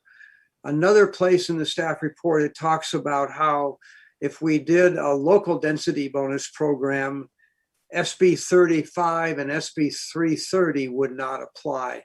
I'd like a discussion on that. I'd like to know a little bit more about that. And then in his letter, Clay Larson asked a similar question. How about the Housing Accountability Act? If we do a local density bonus program. So those are my global questions. Okay, thank you. Go ahead, Ms. Iceberg. Okay, I can start, or actually, Anne, you just unmuted. Would you like to say anything? I just wanted to address the first question related to SB2 and what that is. So that was a tax that was implemented at the state level on real estate transactions. So I believe it's $75 per real estate transfer. The revenue generated from that was then put into a fund specifically for SB2 related to housing unit creation. And so those funds have been distributed statewide to jurisdictions doing, whether in our case, a specific plan, housing policies, or other code amendments, development standard modifications that would facilitate housing unit creation. So that's the goal of SB2, and that's how the funds were raised for that effort. Mhm. So, and so those goals are identified on page 2 of the staff report. Streamline housing approvals, and as Anne said, facilitate housing affordability and accelerate housing production. In terms of SB 35 and SB 330, we haven't gotten into detail on those in this staff report, although we did in previous reports. But just to summarize, so SB 35 is the streamlining. SB 35 is streamlining for projects that meet certain affordability criteria. Currently in Albany, that's a 50% threshold of affordability, and meet other criteria about their urban designations, other lot conditions. Those projects can propose to be approved under this streamlining program. The city has had one project at the Cleveland and Washington intersection. The Saha project was an SB 35 project. And so those projects go through ministerial approval. That means no discretionary meetings. They only need to meet objective standards. And since they're ministerial, no CEQA is required. And they have some other benefits associated with them. SB 330 is also recent state law that amended several different sections of the government code, including the Permit Streamlining Act and the Housing Accountability Act. And basically that's a process wherein an applicant can essentially freeze time. And so they submit an application, the standards are frozen in time. Those projects are only subject to 5 meetings. And as I said, changes a number of different sections of code. Both of those projects, related to your third question, are inherently covered by the Housing Accountability Act. And the Housing Accountability Act is it's been on the books for about 40 years, I think. And that says that housing development projects defined as 100% residential projects, or projects with at least 2/3 residential floor area if they're mixed use. If those projects meet objective standards, they're covered under state law, and a city cannot reduce the density, deny the project, or make them infeasible without the making of strict findings under state law. And so projects under SB 35 and SB 330 need to meet objective standards. And this idea of a local density bonus program is not objective standards. The base zoning would be the objective standard, and we believe that the application of a local density bonus program is a discretionary approval and a discretionary action. And so in that way, such projects would not be covered by the Housing Accountability Act. Okay.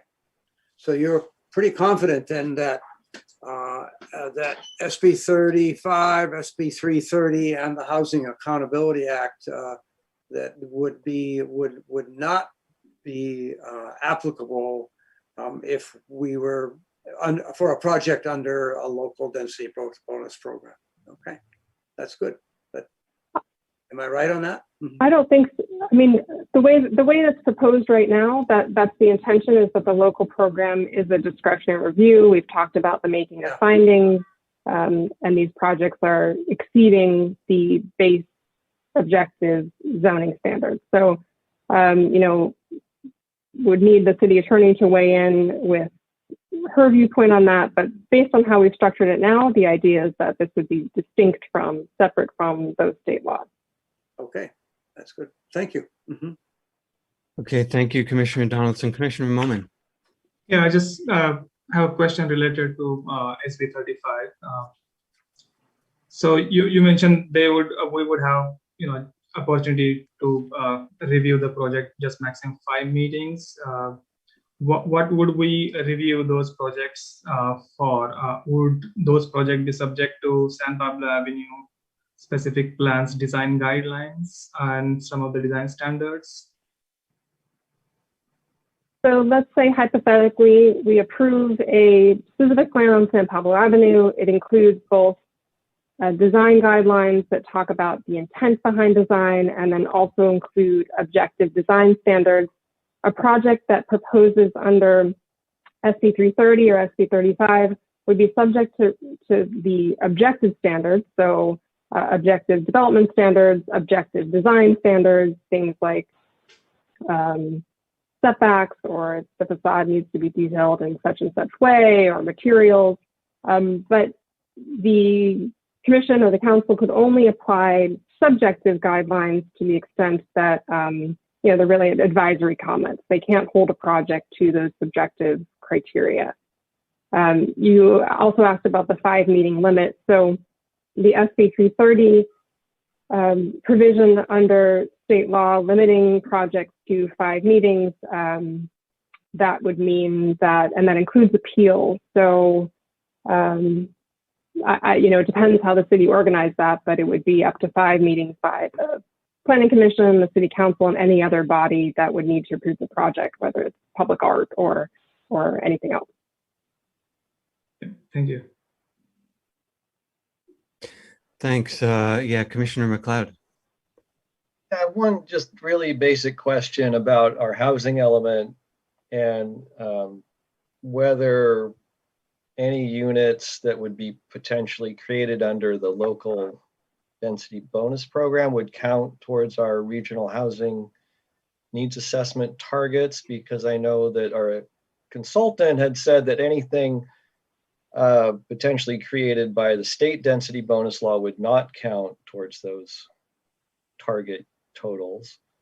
So how does the local density bonus program affect how we can count our dwelling units towards the RHNA targets?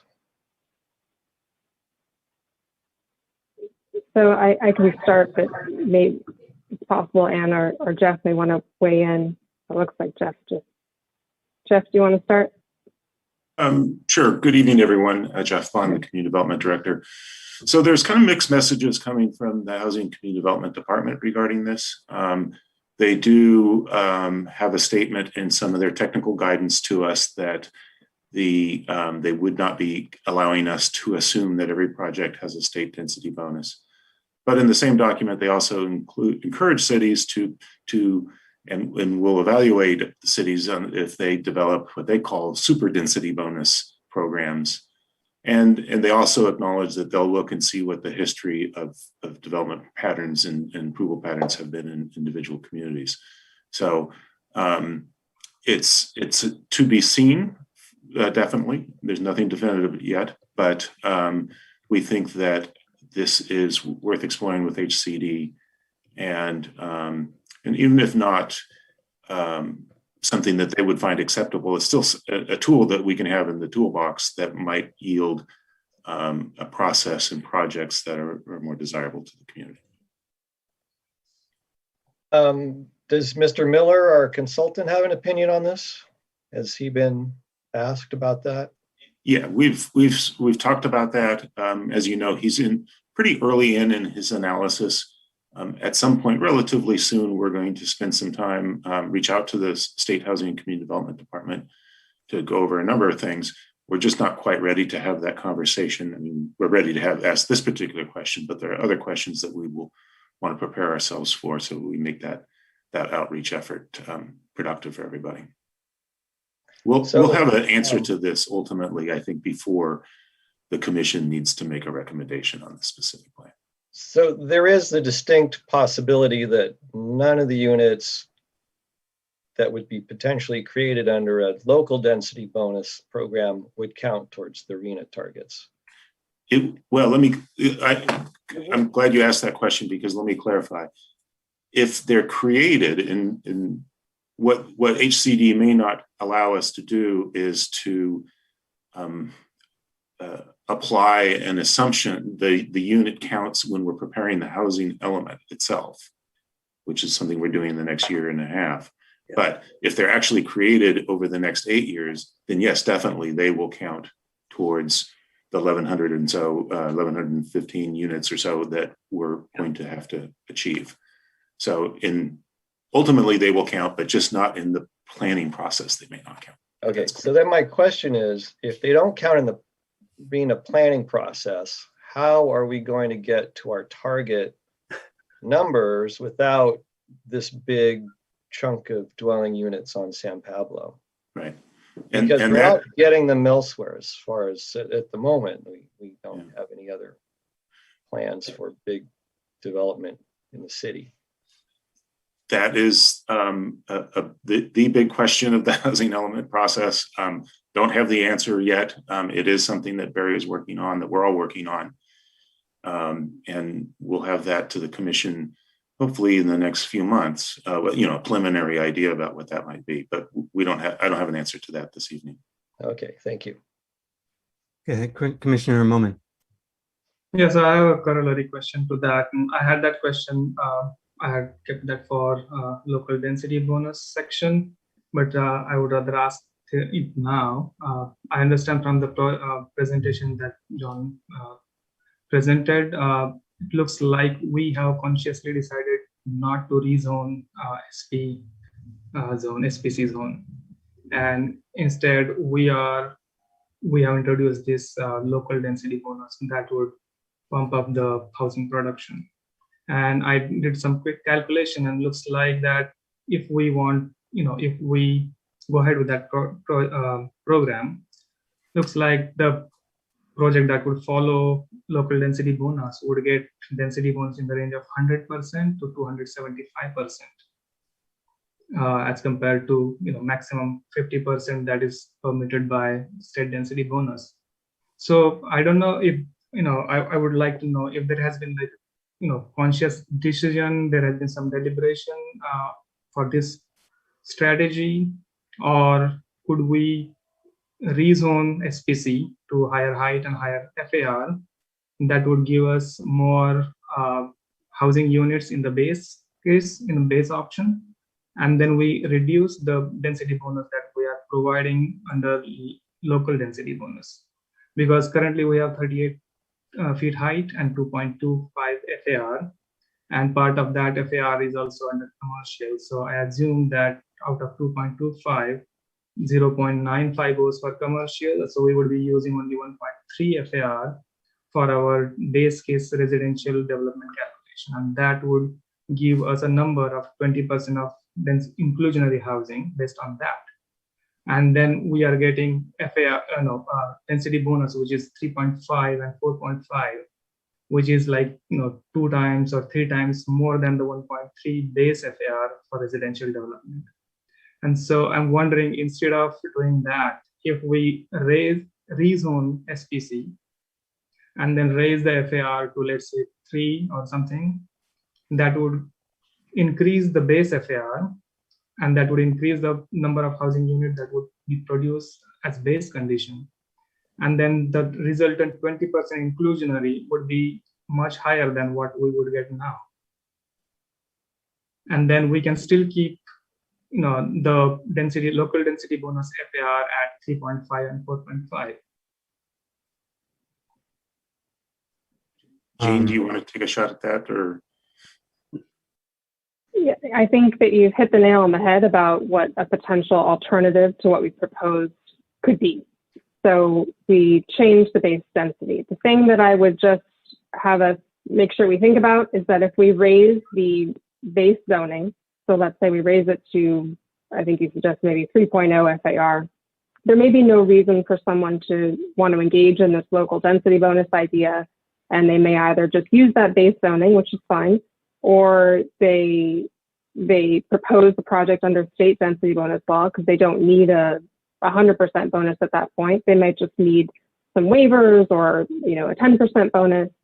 And so the harder part is requiring 20% affordable housing. So in order to change the city's inclusionary requirement from 15 to 20%, we do need to demonstrate under state law, we need to demonstrate that that is feasible.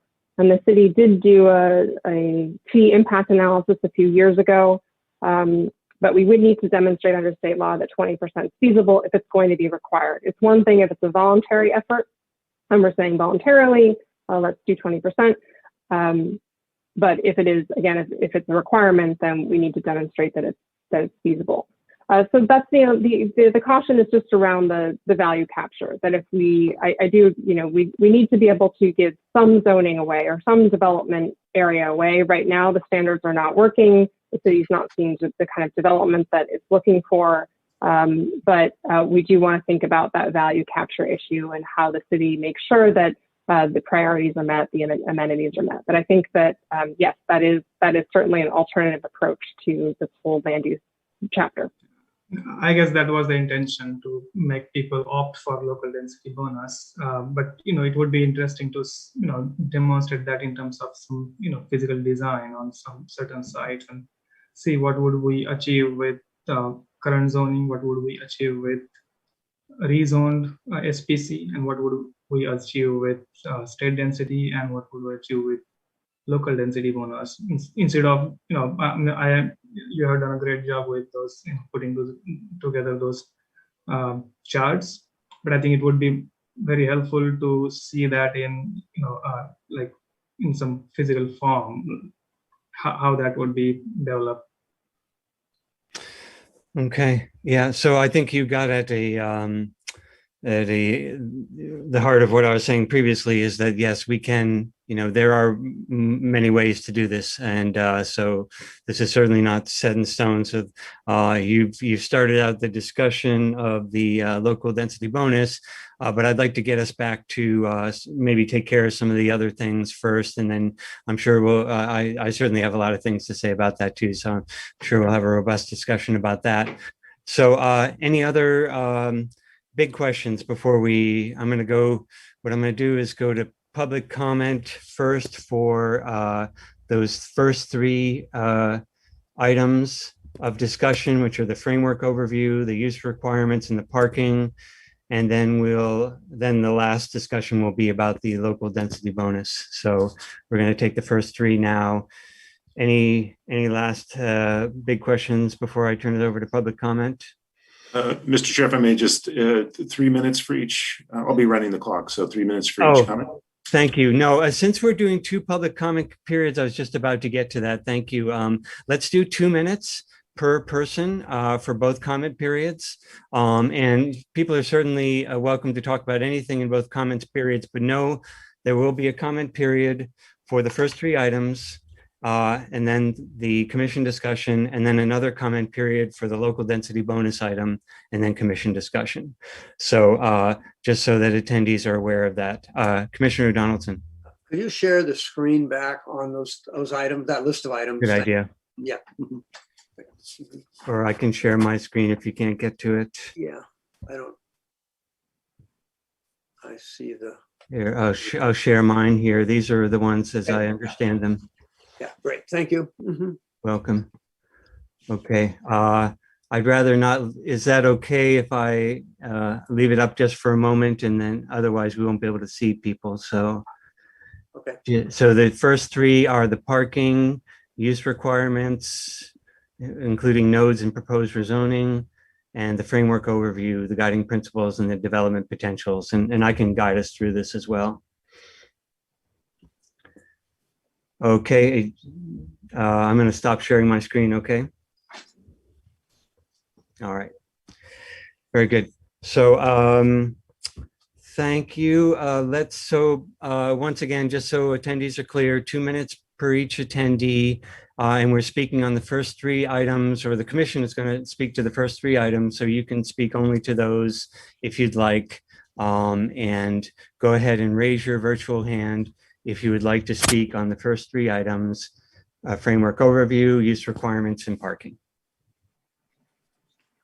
Mr. Chair, would you like me to call the speakers, or would you prefer to do that? You can, if you've got the controls to let them in, so why don't you go ahead and call them as well?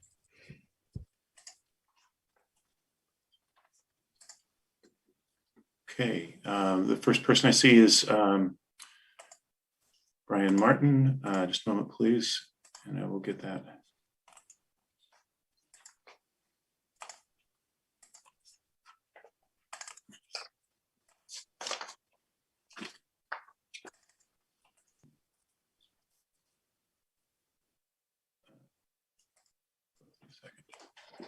Or if you want to make me co-host, I can help. Yeah, I don't think I'm co-host. I don't think I have the ability to unmute people, so I can run think the call. I can do that. Okay. Let me go to Brian, Brian Martin.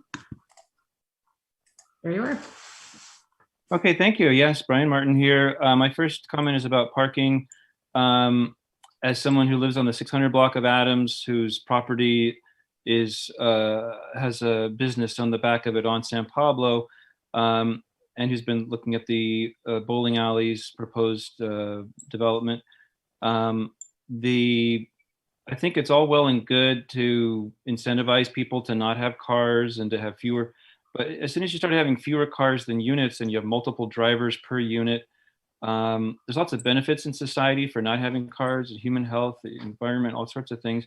But as soon as, the reality, and I like how the incentives that you guys have come up with include providing some sort of alternative infrastructure. But if you're going to really, my concern is that the reality of the situation is going to be people are still going to own a lot of cars and park them in the neighboring communities, quite likely hundreds. And because the city has decided to focus, or is contemplating focusing most of its 1,000+ units in my neighborhood, in this one little part of the city, that it's going to impact disproportionately that part of the city for that. And so my question would be, how can we, the biggest problem is, how can you actually make people survive well without cars and do what they need to do in all kinds of weather? But also, why not spread this around with fourplexes in R1, like other cities nearby are considering, high density near 555 Pierce Street. There's a huge vacant lot there. Building up along Solano Avenue, commercial corridor. Why not do those things and spread out the parking pain and the other things that are going to impact the nearby communities? Thank you. Thank you. Next speaker, please. Next speaker is Jake Price. Hi, my name is Jake Price, calling on behalf of the Housing Action Coalition. We believe that San Pablo should be a part of creating a better future in the Bay Area world, which is why it's so important to maximize the number of total homes for people in this plan. And that includes the minimizing parking overall. As we've seen through recent studies, as parking has decreased during the pandemic, that has actually helped a lot of local businesses by incentivizing walkability to these areas. So by increasing new homes and reducing total parking, that really supports our favorite shops on San Pablo Avenue, our favorite local retailers, who we want to have as many customers as possible while creating an inclusive community with a stronger tax revenue base. And lastly, new homes near San Pablo means new homes near transit, which is an absolute imperative to achieve our shared climate goals. Thank you.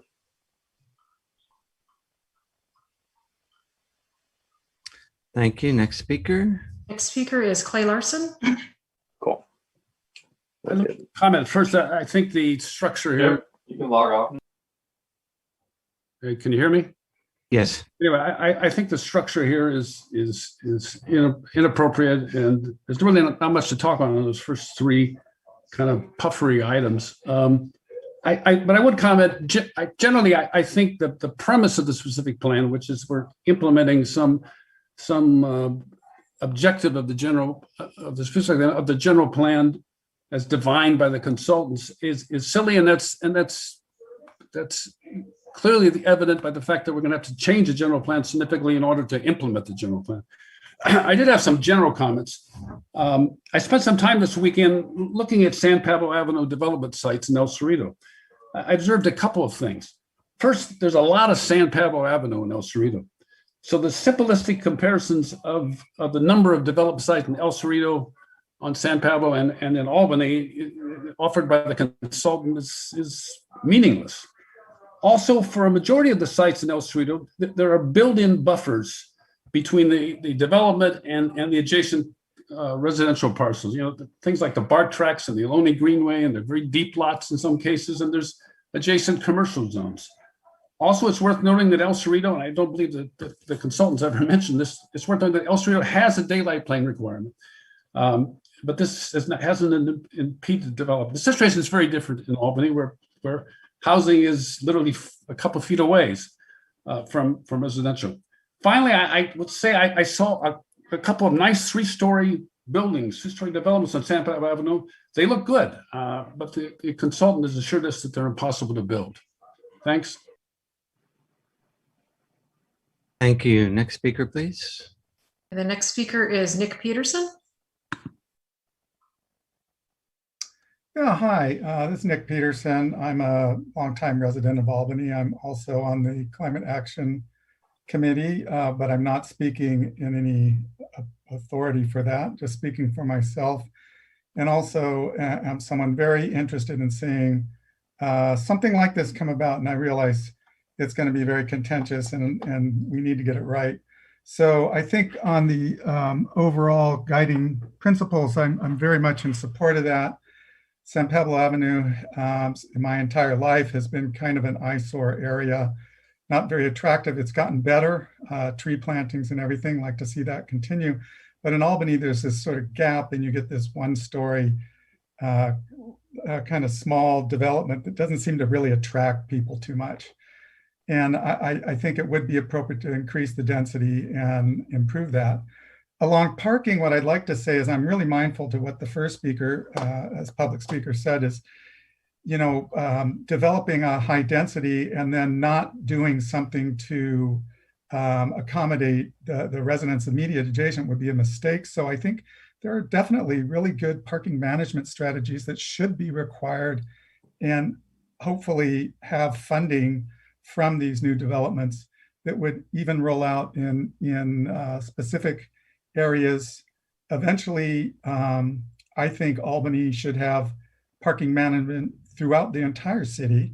We have too many cars. They're all over the place.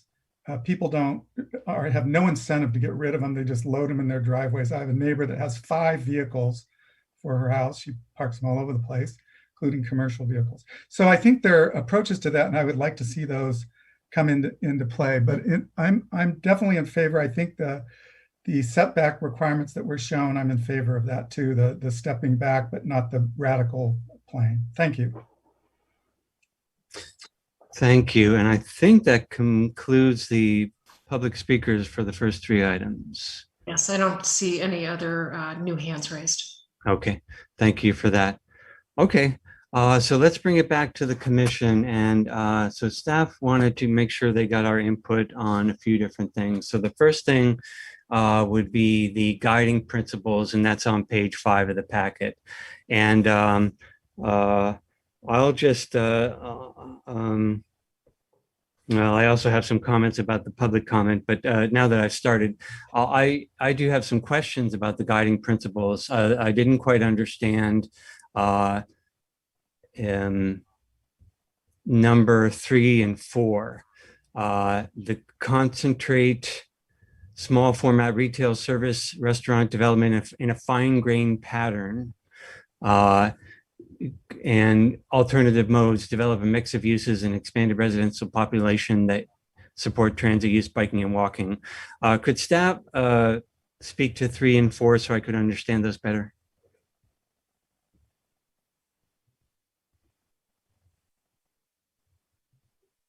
Yes, so I'm just bringing them up on the screen. So number 3, this fine grained pattern, you see a couple different ways that commercial is expressed on the corridor. We have a more auto-oriented set of uses. There are a number of, auto service, auto sales, auto glass, versus the more small, walkable format of retail, restaurants, bars, smaller footprint stores. If we think about the intersection of Solano, the businesses fronting on San Pablo at that intersection, that's the more fine-grained pattern where we expect more people to walk and where there could be some synergies between those smaller format uses.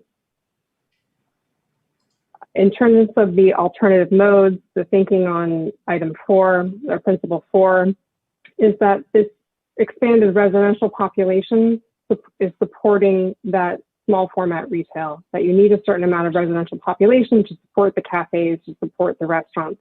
San Pablo is both a regional attractor of customers, but may also attract a local population. And so encouraging that type of trip chaining, the type of walking, biking to those services and people walking to transit.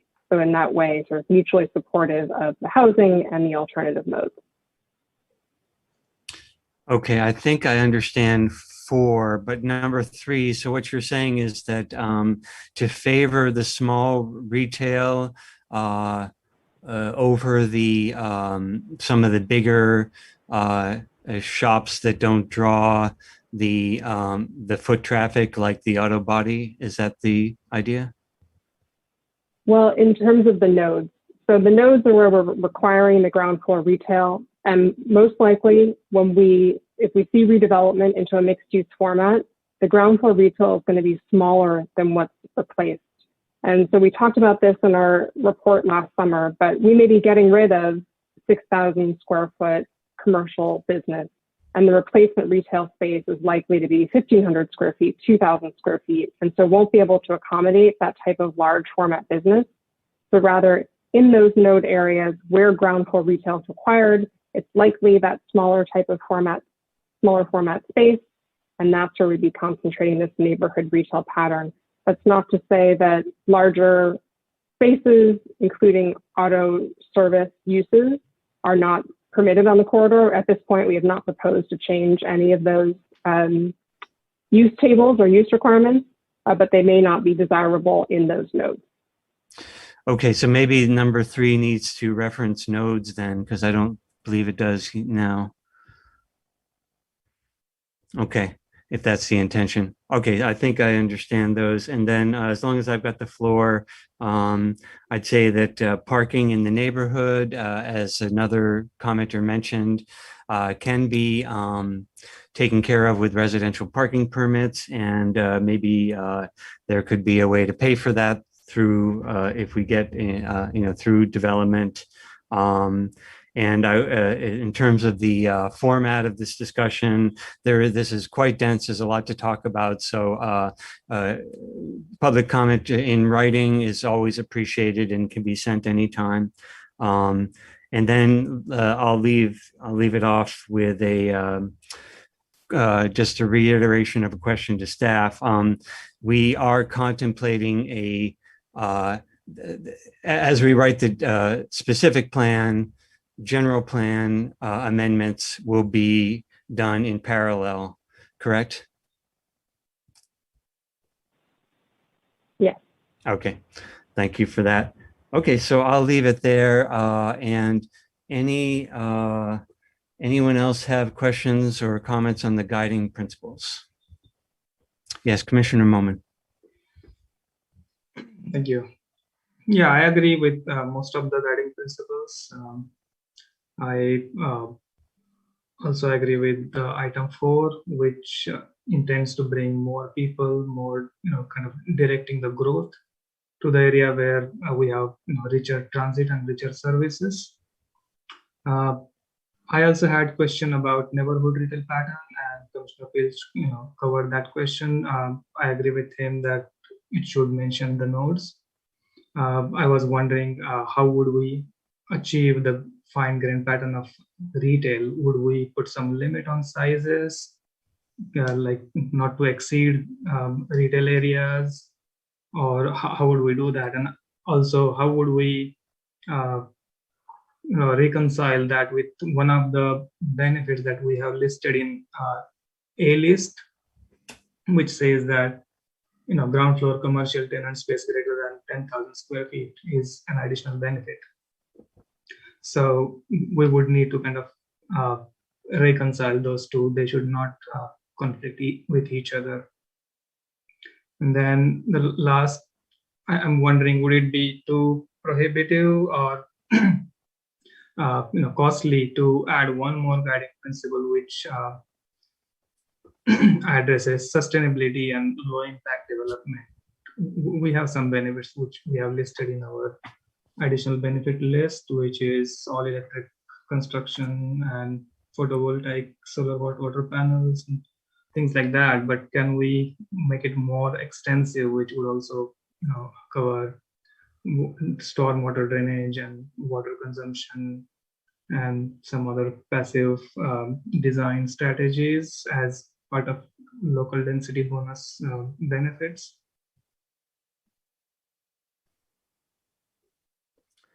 I think that's a good comment. I would be in favor of that too, and making sure that we're advancing our climate action goals as well. Okay, other commissioners on the guiding principles? Commissioner Donaldson. Sure. I agree with Commissioner Moman, and looking at the guiding principles, I generally support them. And I do like his suggestion for the fifth one or sixth one. I think that the principle on the neighborhood retail program pattern that talks about the fine grain pattern is a big change. The impression I've had in the past is that both in the general plan process and in the zoning process, we've really encouraged commercial, ground floor commercial along San Pablo Avenue. And this would be a radical change in that compromise to that concept, I think, and probably needs to be emphasized. It definitely shows up when you look at the map and you show the nodes, and you see that the nodes are really the main place where commercial development would be on the ground floor would be required. So we're looking at a number of development projects that might have residential on the ground floor. And that goes against the concerns that have been expressed over the years about a pedestrian void, a quiet, a dead space on the sidewalk and all of that. So it's a big issue. And my general take on it is, if we're going to be able to meet our RENA, which is a huge, huge demand on us, placed upon us by the state, then we probably have to make that compromise. And I definitely support requiring ground floor retail in the nodes, especially the Solano San Pablo node. Well, all of them actually. But I do have concerns about having some empty spaces if we have a lot of residential development showing up in the mid-block areas. So anyway, that's my concern, but I still would accept the guiding principle. I think it's a necessary evil we have to, I don't know if it's evil, but it's a necessary move we'll have to take if we have any chance of providing a plan that can come close to meeting our RENA goals. So I think that's it. Okay, thanks, Commissioner Donaldson. One of your points I think we'll cover under the discussion item 2 as well, the ground floor retail. But okay. I'm sorry. Yes. Yeah. Go ahead. No, that's good. Okay. Is this the time to talk about parking? I'm not. There's no parking will be coming. Okay. Item 3. Okay. So Commissioner McLeod, you wanted to speak up about guiding principles? Yeah, I don't disagree with any of them really. I like the idea of a sixth one, which, if I understood correctly, was kind of a sustainability criteria for building. We haven't really talked about building standards, either LEED or other things that would be environmental standards to build to. Low carbon building kind of thing, energy efficient building. Housing equity and diversity, absolutely we want to provide options for, all kinds of people to live here. How we achieve that is going to have to be through below market rate housing. So how we maximize that is the big question. You know, I'm ambivalent about, I mean, I do like the nodes, but at the same time, you know, I really think I support commercial development pretty much along the whole street on the ground floor. When you look at the actual development sites, we are not going to get a wall of 6-story buildings, you know, along San Pablo. That's true. It's going to fill in gradually over potentially decades, a decade or two. I don't know. You know, in 10 years, we'll see. El Cerrito adopted their plan about 8 years ago or something like that, and now they're starting to see build out. So it's not going to happen all at once. So it's not like we're going to have a glut of commercial space all at once on ground floors. So I really like the mixed use concept. And yes, sometimes the storefronts stay empty for a year or two, but they eventually do fill up. And I know it's not necessarily something the developers like to do, but I think it leads to better walkable, livable environments, and gradually, hopefully, we create critical mass for local walking population to support all these businesses. I do like the idea of, you know, smaller scale nodes around San Pablo, I mean, around Solano Avenue, you know, more of a restaurant, cafe, you know, entertainment scene kind of place. Bigger retail, you know, it's good to have bigger retail spaces if we can. I think it's good to somehow have those as well, like a BevMo type store. You know, obviously there are other constraints for where they choose their stores locations, but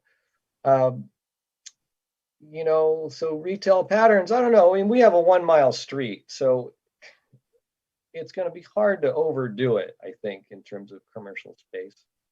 You know, if a 100% below market rate project came to us on San Pablo, which I don't know how it could, but if it did, I would support not having commercial space as part of that.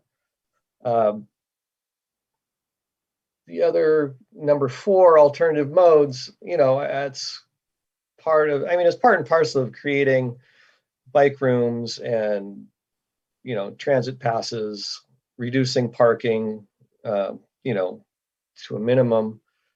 I also think a neighborhood parking permit system is going to be essential. I think we have to go there. We ought to start looking at it and planning for it. Berkeley is doing it where they will not give parking permits to people in the housing developments. So they are not going to get a permit to go park in the neighborhood. So I think we've got to think about that or look at that. The other part of this is, you know, our bicycle and, you know, active transportation network. I think, you know, if we want to get people out of their cars, then we want to have protected bike paths on San Pablo Avenue.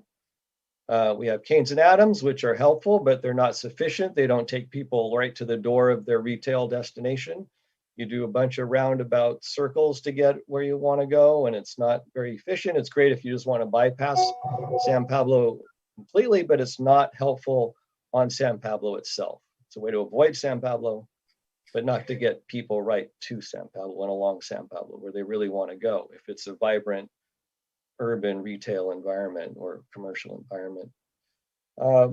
And context and traditions, you know, I like the idea of the setbacks versus the daylight plane. So I support that as well. That's what I'm talking about. And then our R3 zone, we ought to be upzoning anyway to help, you know, we're raising one zone, we ought to raise the next zone and, you know, stair step down a little bit towards our other neighborhoods. So I think that's it on this set of guiding principles. Okay, and I think you've covered some of the comments in some of the next items as well. So if we can close out the guiding principles and move on to the development potential, which is the next thing that staff wanted to get feedback on. Oh, sorry, Commissioner Moman, go ahead. Yeah, sorry. I just one more question in continuation with Commissioner McLeod's discussion on retail. I'm wondering how would we delineate the nodes? So where would they stop and what would be the basis for that? You know, the northern node is kind of easy because it is bound by Brighton Avenue on one side and then Clay Street on the other side of the San Pablo. But then on the intersection of Solano and San Pablo, we have shown some parcels that would be would be overlaid as nodes. So what is the length that we would consider for that as a node? Has there been any basis for that? Would you mind if we return to that, because that's one of our next discussion items. Got it, okay. I also had comments on that, but Okay. Very good question. So let's quickly move on to the development potential, which is at page 20 and 21 of the packet. This is where we talk about how the development potential was calculated and the calculation of the development potential. Any questions and comments on that? And I guess I can start off while others are looking into that. What I would say, what strikes me about this is that I think we're going to need to have economic. We're going to have to have an economic analysis, because we can make very good guesses about what people will want to build and how it'll pencil out. But I would say I'm feeling more and more strongly that we need to have an economic analyst come in and do some analysis as well to verify our calculations. I'll leave it there and see if the other commissioners, Commissioner Donaldson. Sure. Yeah, I can comment on this. I'm sorry, Nick, I had organized my thoughts in a different way, so I'm jumping around here, but quite all right. Yeah. So on this table, it raises the question for me, it looks like, and a couple of letters of comment on it, it looks like we're trying to have enough development potential here to meet our RHNA. I think that we should not do that. I think that the San Pablo corridor should not, the development potential in the San Pablo corridor should not be so high as to be able to meet our RHNA. We have other places to go. We have a number of commenters who are talking about spreading the development out around Albany, and I think that can happen, will happen, and should happen. For example, UC Village project, we hope that it will be formatted in a way that it may count toward our RHNA. That's a lot of units. The 11-acre parcel on Albany Hill could provide a lot of units if it were rezoned. And we've had our biggest success under the current cycle 5 of the RHNA program has been with ADUs. That will probably continue. I'm sure it will continue. And we need to account for that. So my general thinking, just ballpark, is if this table showed that our San Pablo Avenue specific plan had a development potential of 800 units, I'd be happy. I think we had 800 here in development potential. That would be a sign that we would be able to make up the rest of our RHNA elsewhere in Albany. And I think we should have a goal like that. I don't think, I was pleased to see that the local development density, the local density bonus program might be able to get us this high. But I think it tells me that we might be able to scale it down a little bit. And I don't think we need more than 800 units along the San Pablo corridor when we come up with a housing element.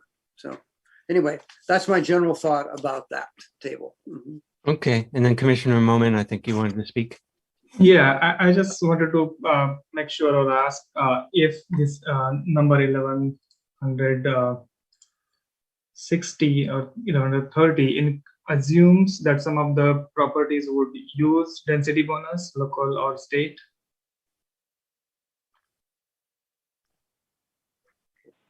Let's assume that.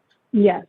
So if you look at attachment 2, which appears on page 27, it goes into a little more detail about the methodology. And I will say that this development potential is an exercise. It's an exercise based on those opportunity sites that I mentioned, and the use of prototypes. And so we've assumed on this table, doesn't have a table number, but the table on page 27 goes through example prototypes and where those would be located. So we've got 2 to 3 story townhomes on the Canes, Adams, and side streets, and then 4 to 6 stories on the SPC zone. So to some extent, it does assume that increase in height.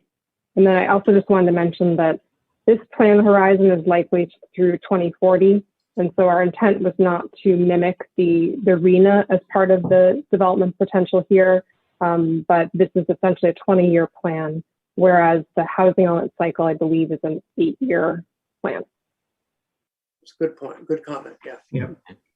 And also you have assumed lot consolidation also. So if the lot consolidation doesn't happen and if individual parcels are developed, they would be naturally developed at a very low intensity, and that would also affect this number. Is that right? That's right. Although we've only assumed lot consolidation where there is consistent ownership, where the same owner owns 2 adjacent lots. So we have not assumed any lot consolidation that someone would have to go out and find that site. So it's fairly conservative in that way. That's good to know. And then we've only assumed that 60% of the opportunity sites would build out. Okay. Commissioner McLeod. So if I could ask a follow-up question. So you're thinking 60% of the opportunity sites would only build out, and that's over 2 decades or something, or how? And it looks like and because this is an exercise, the opportunity sites may be the sites that build out. Of course, the sites that are shown in gray that we didn't consider are sites that could build out too. So it's not to say that that's where development's going. We are working on we're starting to think about the CEQA analysis in tandem with this. And so working with that consultant, we were sort of thinking about this, okay, 1,000 units as a target, something we want to include in the CEQA document, because we don't need to evaluate a maximum scenario. We don't need to assume that all potential sites turn over, but we want to have a reasonable assumption for the purposes of CEQA. And so, it may be a little bit higher number than we actually anticipate, so that we've accommodated it in the CEQA analysis and we don't have to reopen that document. I mean, you still may need to, if the plan really works, you may need to, but that we allow for sort of a healthy amount of development in the CEQA analysis, and then development's going to unfold how it's going to unfold based on the private sector. Mm-hmm. Okay, I guess, I'm more on the side of building out as much as possible, creating as many housing units as possible for many, many reasons, creating more options for more people to live here, environmental reasons. It is a sustainable way of building to create larger buildings. Residents have a lower carbon footprint compared to single family homes, creates a transit opportunity, much more users of transit. It's a more sustainable city in many ways. It brings more people here for, shopping, gets people closer to where they work. There's so many reasons to do, higher density building on San Pablo. So I'm totally in support of that. It's an economic development opportunity for our city. It brings more people to our local shops and restaurants and businesses. Going back to the nodes, I guess I just trying to follow up on Commissioner Moman's comment about nodes, or how are we really differentiating them? Is it only by saying you don't have to do commercial in some zones or some areas of the street, and therefore, we can't. Can I ask you to come back to that, because that is a definite discussion I want to have, but that's okay. Coming right up. If you All right. Well, don't I mind. guess I'm a little confused about what things overlap so much. I guess I know they do, but I understand that. But in terms of, I just not quite done. Sorry, Doug. Sure. you know, and I've many of the letters, or some of the letters and some of the comments have also said, why not spread out development? And I'm all for that too. I think we can certainly upzone Solano Avenue. You know, I mentioned it as part of our work plan, but that wasn't really, didn't seem to be, you know, readily accepted as part of our new work plan. But I think we should be studying all this. I don't know how the process would evolve, but I think we should get started on that process in one fashion or another. That certainly Solano could go up a few stories. Other areas of the city, you know, along Brighton certainly could, next to transit. So, you know, there's lots of other opportunities, and I do appreciate the comments about why is it all on San Pablo. It doesn't have to all be on San Pablo. I think we need to do a lot on San Pablo, but it can also be in other areas of the city. So we should be addressing that. Okay. Commissioner Donaldson, you had a follow-up? Yeah, I hope to be real quick. I like on table 3, I like the process you've gone through to make some sort of reasonable projections of the development potential. And it occurred to me when I was reviewing it that we might need I would love to see a similar thing projecting the affordable units that we might get out of this process, because that's the hardest thing to build and the most important. And when we come look at a local density bonus program with a 20% requirement, the question occurs to me, what might that generate? And so anyway, another. Yeah, I think that's a good comment, because that will be data that we can feed into our housing element too. And so, and I think I appreciate the comments of my fellow commissioners. I would agree that both we shouldn't put all our eggs into the San Pablo basket. We should spread it around, but I also agree with Commissioner McLeod that we should maximize San Pablo housing, because it's such a big opportunity there. And just real quickly to finish out, and backing up to one item, Commissioner McLeod said we're starting to see build out in El Cerrito with their specific plan. There's actually been quite a bit of building there, and they've actually run out of what they wanted to do in their specific plan, and they're having to go back and make changes to add additional whatever. I wish I could speak to it a little bit better, but I guess they planned for only a certain number of buildings, and now those are all built out, and they're going to have to open it up for even more buildings. So it's been, in my mind, it's quite successful. And then finally, I think this can go towards our RENA goals, but this should not be all of our RENA goals, which I think there's a consensus on that as well. So, okay, that does it for me in development potential. And I want to move on to nodes, unless there's a final comment on development potential. If not, let's move on to nodes. And Commissioner McLeod, I can give you the first go at this, since you had more comments. Well, Commissioner Roman did too, but go ahead. Yeah, is there a page number we're referring to for this? Or is this just? Yeah, there is. It's policy LU1 and LU2. Page 7 and 8. Mm-hmm.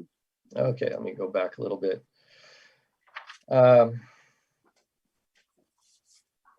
Right. Well, I just think it's hard to, unless we change the actual zoning conditions for those nodes, I don't see how it's differentiated from anywhere else on the street. I believe there would be zoning changes, correct? Well, I mean, it just seems to me that we should have mixed use development along the whole corridor fairly equally. I mean, that's my thought. I don't see how we can really concentrate it, except by saying you don't have to do commercial development on some sites, some blocks, or some section of the street, which I don't think would be a good idea. I think we should have mixed use development along the whole street. So that's my thought there. Okay. Other commissioners? think I made my comments. Okay. Commissioner Moman, anything? Yeah, I agree with Commissioner McLeod, in some ways, because of course we will have to also rely on market conditions.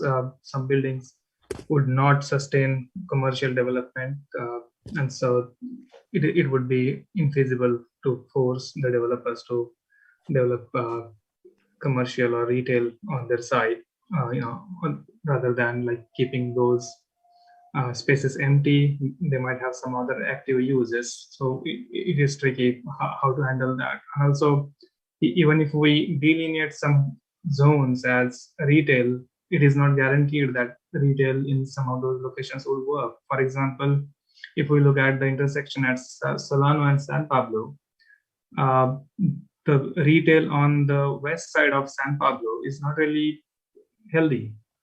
You come down Solano Avenue and you turn right or left, and the stores along that stretch are much more successful than the stores across the San Pablo Avenue, because people try, first of all, we have longer intersection blocks along San Pablo, and so intersections are farther away from each other.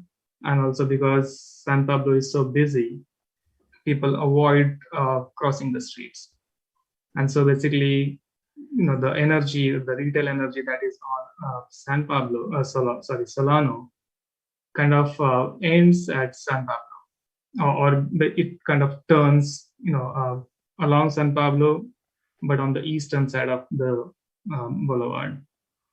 So I'm wondering how, even if we, let's say, demarcate that whole intersection for a certain distance from the intersection for retail development, I'm kind of doubtful the retail on the other side of San Pablo would be really successful. And so that is a question I have, like, how do we delineate those nodes? Particularly the intersection between Solano and San Pablo. Would you like staff to address that? Sure, please. Let me bring up the screen again. And to start, the concept of the nodes, as I said, it's not really new. It's in the general plan. It's discussed in the zoning ordinance in the form of these overlays that you can see hatched. We're showing kind of sketchy areas around these nodes as an idea of where they may be located. This isn't to suggest precise boundaries because we're still investigating that. The first policy is more about the urban design aspect of the nodes. So is there something interesting happening there architecturally? Are we pressing for public art on site as opposed to the fee in lieu? And we are proposing in the local density bonus program idea potentially additional height here and at this node. I will admit at the Solano node, the sites are much smaller. We don't have a lot of those through block ownership conditions. It's going to be harder to get a taller building at this site. It's more feasible here. Obviously, this is the Bowl site, which is proposing a 68-foot building, but a little easier here to get taller heights. So this is something ideas that we would bring back next month when we talk about design guidelines and design standards. So a little underspecified here on the design side. In terms of uses, for the commissioners who were on the commission last year, we had a retail broker come and talk to the commission about her perspective about retail on the corridor, which is different than sometimes what we think of as like the planning perspective about wanting ground floor retail and not wanting to necessarily park it. And so what you may recall, she talked about sort of the difference between the attractions on Solano versus San Pablo. And San Pablo is more auto-oriented. People do want to be able to park on those sites. And if there is not parking available, they will just keep going and not stop there. And so there's certain different, as Commissioner Moman was explaining, there's different feeling and different types of uses on San Pablo versus Solano. So sort of long story short, we haven't thought through all of this completely. We still have design elements that we're thinking about, but part of this is related to the housing element, this understanding from HCV and the state that they may not accept the way things are now, where a site can, under the current SPC zone, a site could build out as 100% commercial. And so our understanding is that HCD will not necessarily accept a housing opportunity site if it has that type of designation where the upper stories could be commercial. So at a minimum, we may want to prohibit the upper story commercial on those housing element sites. And in the same way, thinking about what is the demand for retail during COVID, post-COVID, irregardless of COVID, thinking about how much retail can this corridor really take on. And I think this is clearly like a struggle that we're going to continue to wrestle with as we develop the plan. And that's what I'm hearing. So I don't really have strong answers now, but this is something that we will continue to explore. Okay, Commissioner McLeod. Well, it's not, I mean, we have to look at the kinds of businesses that would be there. It's not all retail. It's potentially service businesses, small offices, other things like that. So, I mean, retail is, in the internet age, the age of buying everything online, it's a difficult prospect to assume there's going to be a whole lot of retail there. It's going to be more services, restaurants, cafes, maybe other personal service businesses. So there's more of that kind of things. In some ways, it would be similar to Solano Avenue in that kind of mix. It would be nice to have some sort of slightly larger box type places like BevMo, if that could be accommodated somehow, to keep that kind of business along San Pablo. And then back to the point about prohibiting upper story commercial, I think that's fine. I thought the corridor was zoned, mixed use residential with commercial below, but if it has a commercial possibility in upper floors, I'm fine to eliminate that if that helps with our planning efforts. So there you go. Okay, Commissioner Momin. I'm also wondering, where does the live work units come in, in this context? Like, would we have some specific strategy or guidelines for use of live work units, which could fill the gaps and also activate, some of those stretches along San Pablo, and also create space for some of the services that Commissioner McLeod just mentioned?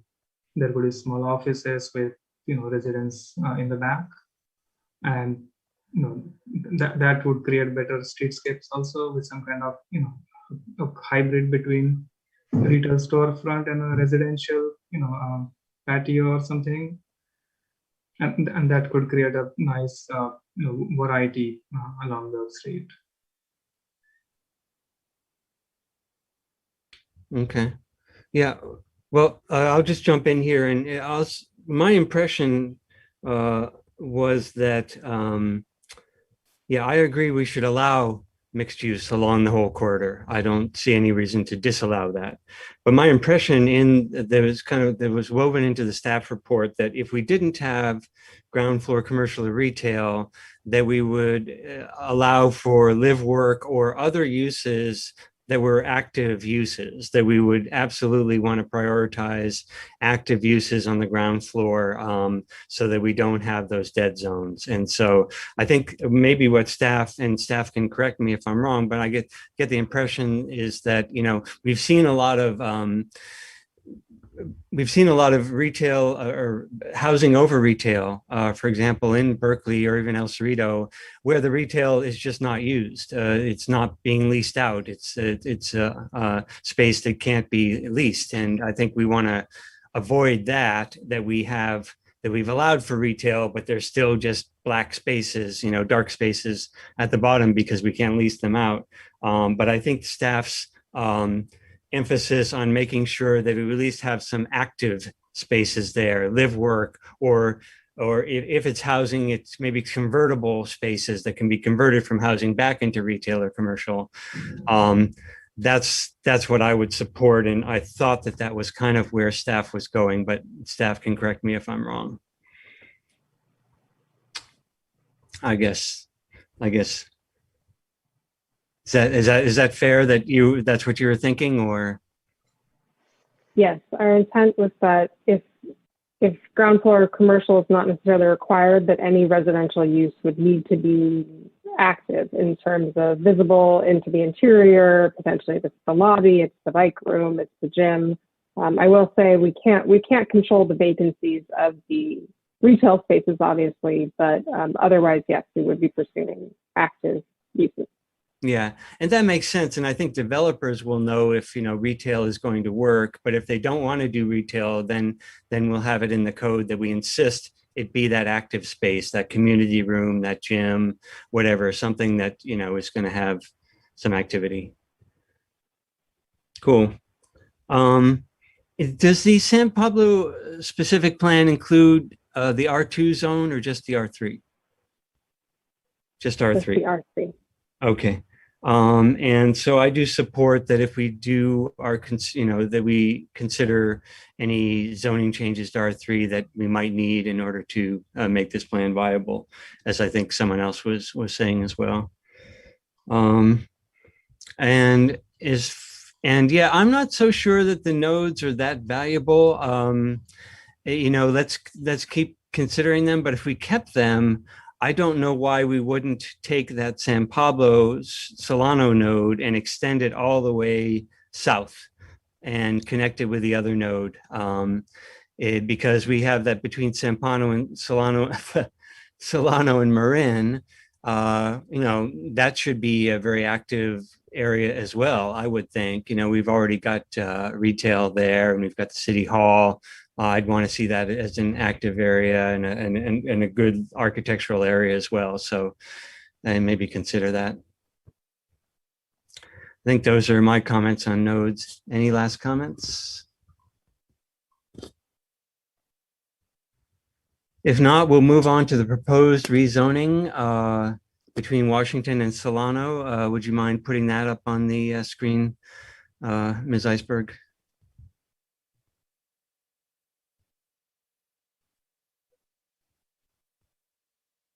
Any questions or comments about this?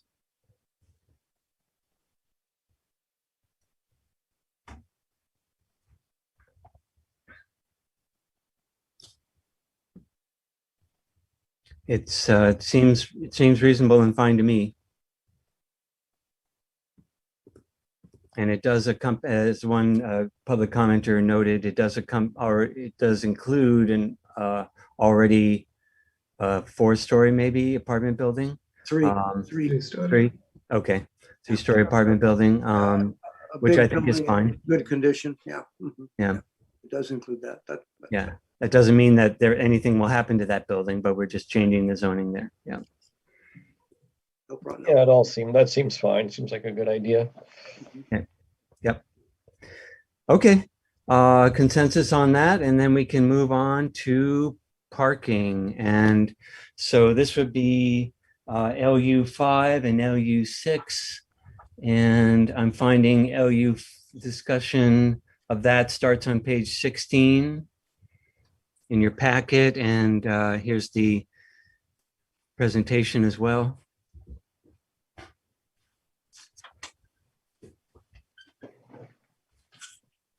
Comments, questions from commissioners?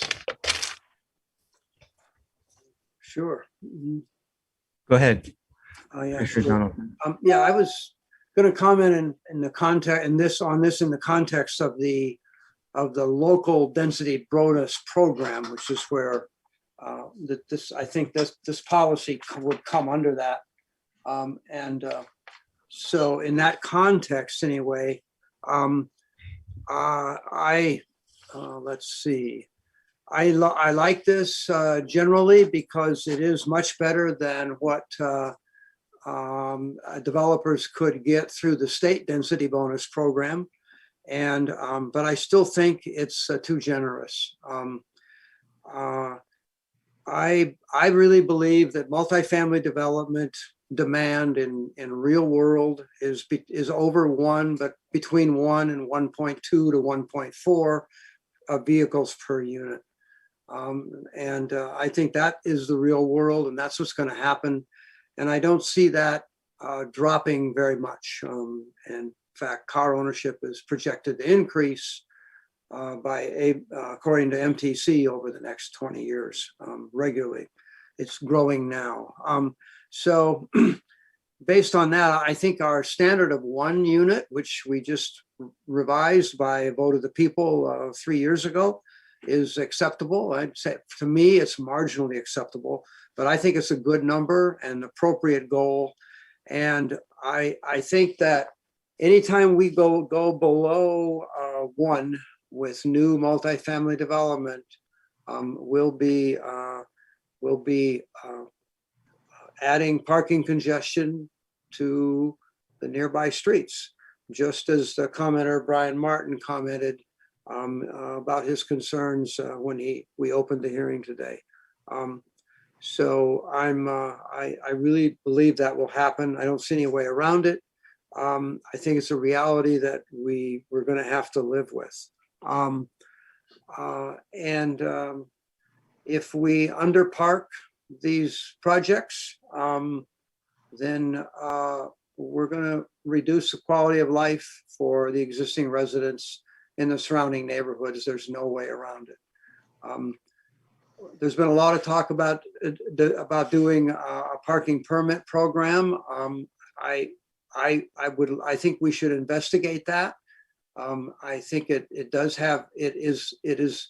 is more complicated than people talk about. It would not necessarily be the panacea that everyone's looking for, but I'd sure like to know how it might work, how much it might cost, what kind of inconvenience it would have for existing residents, and whether they would really want to have it. There's so many questions about it that come up. What do you do when you have visitors? It's a hassle when you buy a new car, when you sell a car. How much does it cost every year? Does the city gain revenue from it? Or do we just charge enough to pay for the staff to administer it? All those questions have to be addressed if we have residential parking permits. So I think that's it. Parking, the local density bonus program is proposed, talks about requiring unbundled parking. My feeling about that is that it probably instantly adds cars to the street, because a tenant moving in doesn't want to pay for the parking space. And I would suggest an alternative that we require bundled parking, and then add conditions that would allow tenants who don't have cars to sublease their parking space, so that we could get it filled, get those filled through the private market. That's an alternative I would suggest. I'm not sure if it's been done a lot before, but I'd sure like to see that investigated. So those are my comments about parking. Okay, who's next? Commissioner Momin? I support the parking strategies here. We should understand that this project is part of a corridor development that has been defined in planned area as well as the arena methodology report as kind of a priority area, and that is because San Pablo has a certain level of public transit service, and we are also half mile away from, or maybe little more than that, from the BART station. And so having reduced parking standards would not be harmful in this area. And if we couple that with residential permit, that could allay some fears that neighbors would have. As Commissioner McLeod mentioned earlier, some strategies that are being implemented in Berkeley, we could implement here also. And that would, I think, mitigate some of those issues. In addition to that, I have also a suggestion. One item that these strategies doesn't mention is compact spaces that make a big impact in designing garage space. If we are looking at standard spaces, which are like 20 feet, 18 feet by 9 feet at least, as opposed to a compact space which is 8 feet by 15 feet, make a big difference. So we should mention some proportion of total parking requirement as compact spaces. That would surely reduce the footprint on the garage in the project and would have a big impact in the cost for the project. And I'm also in support of having transit pass in form of clipper card, but would like to know if there would be any minimum requirement for the balance that would make really impact, like typically people who use transit, and if they visit, if they have to commute to San Francisco, they would spend $9 at least a day, two-way. And if they are working 22 or 24 days a month, then that is in the range of almost $200. So I remember, some project in the recent past mentioned that they would provide $50 clipper cards. That might not be enough if that is going to be a major aspect of reducing the parking.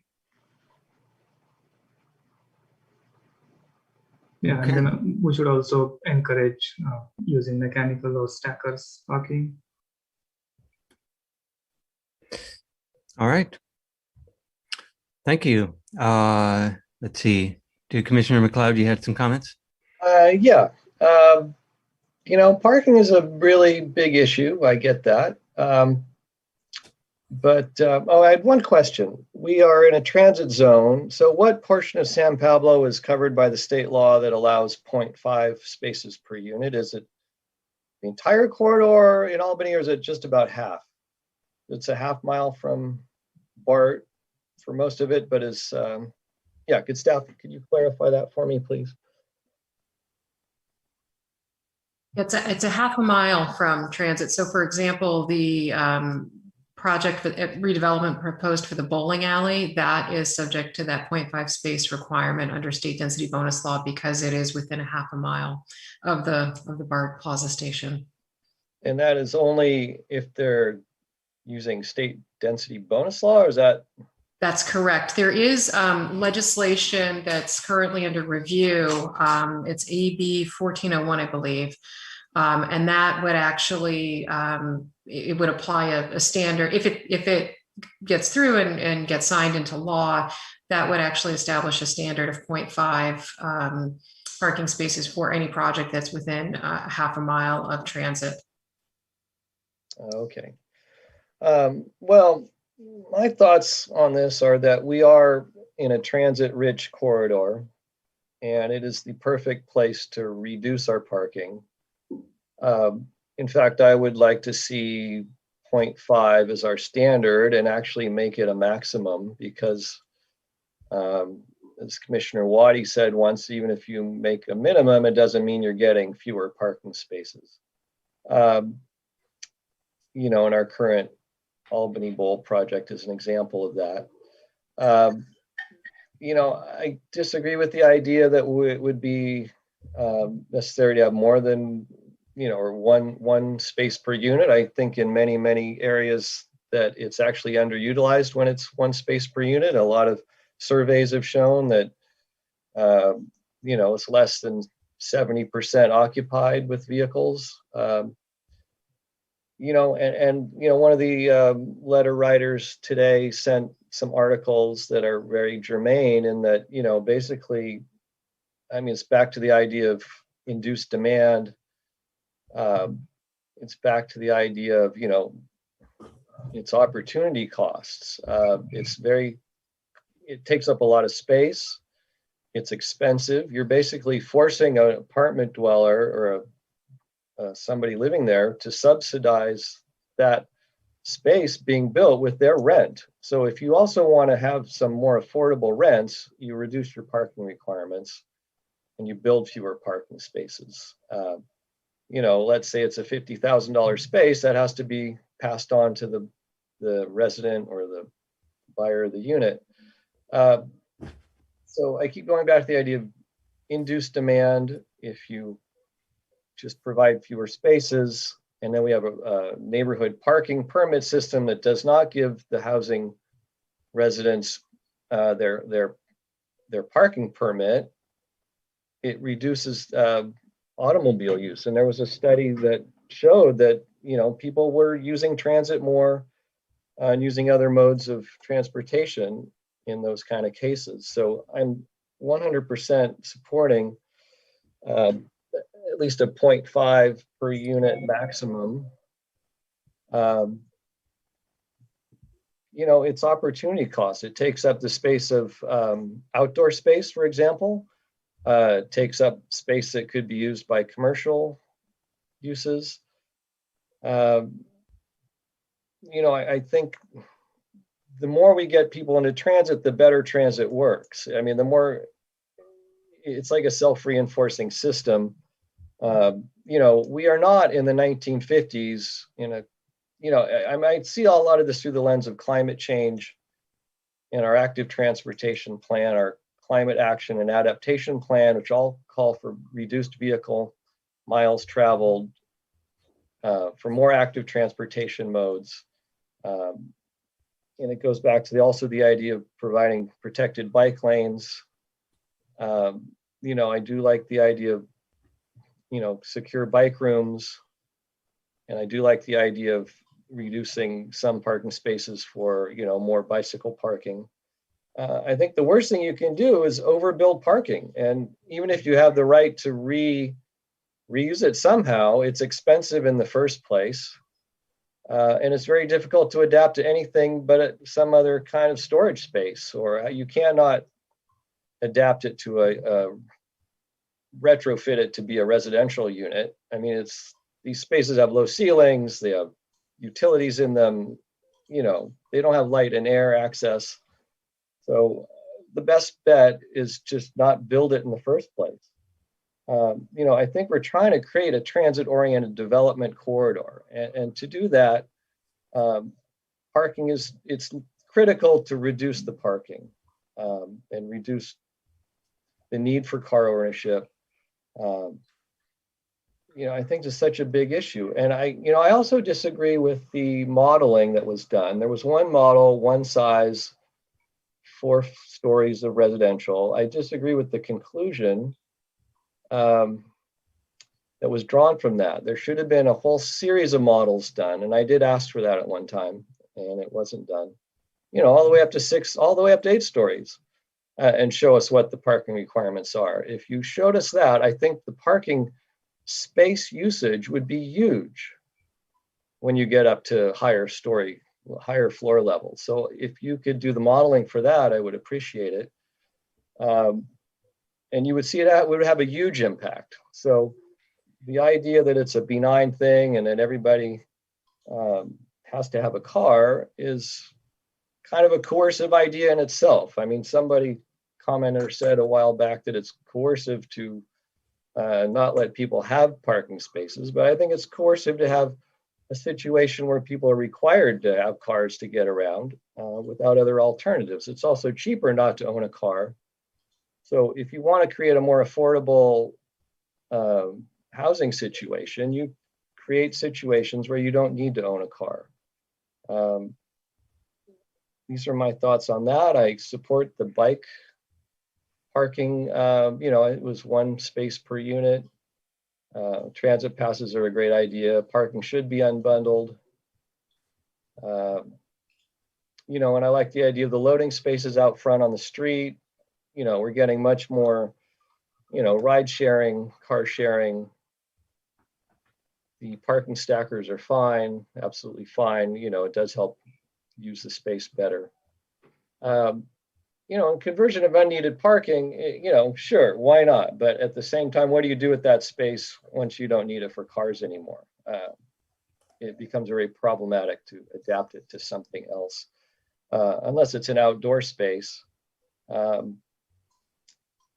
The recent project we saw, which I would just love to avoid that in the future, is you have your figure of the building surrounded by parking around it.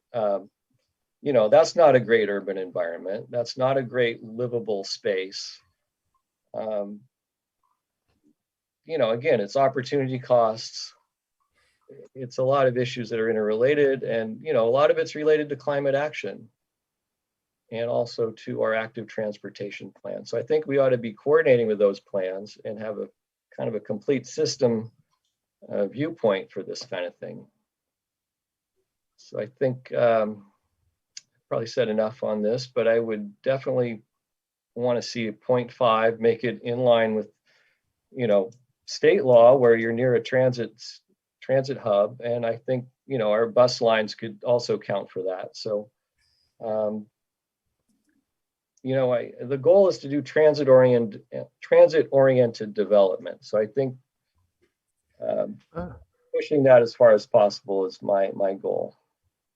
So that's it for the moment. Thank you. Okay, thank you, Commissioner. I'll just try to quickly stick in my comments here. I would agree with Commissioner McLeod and Commissioner Moman on this.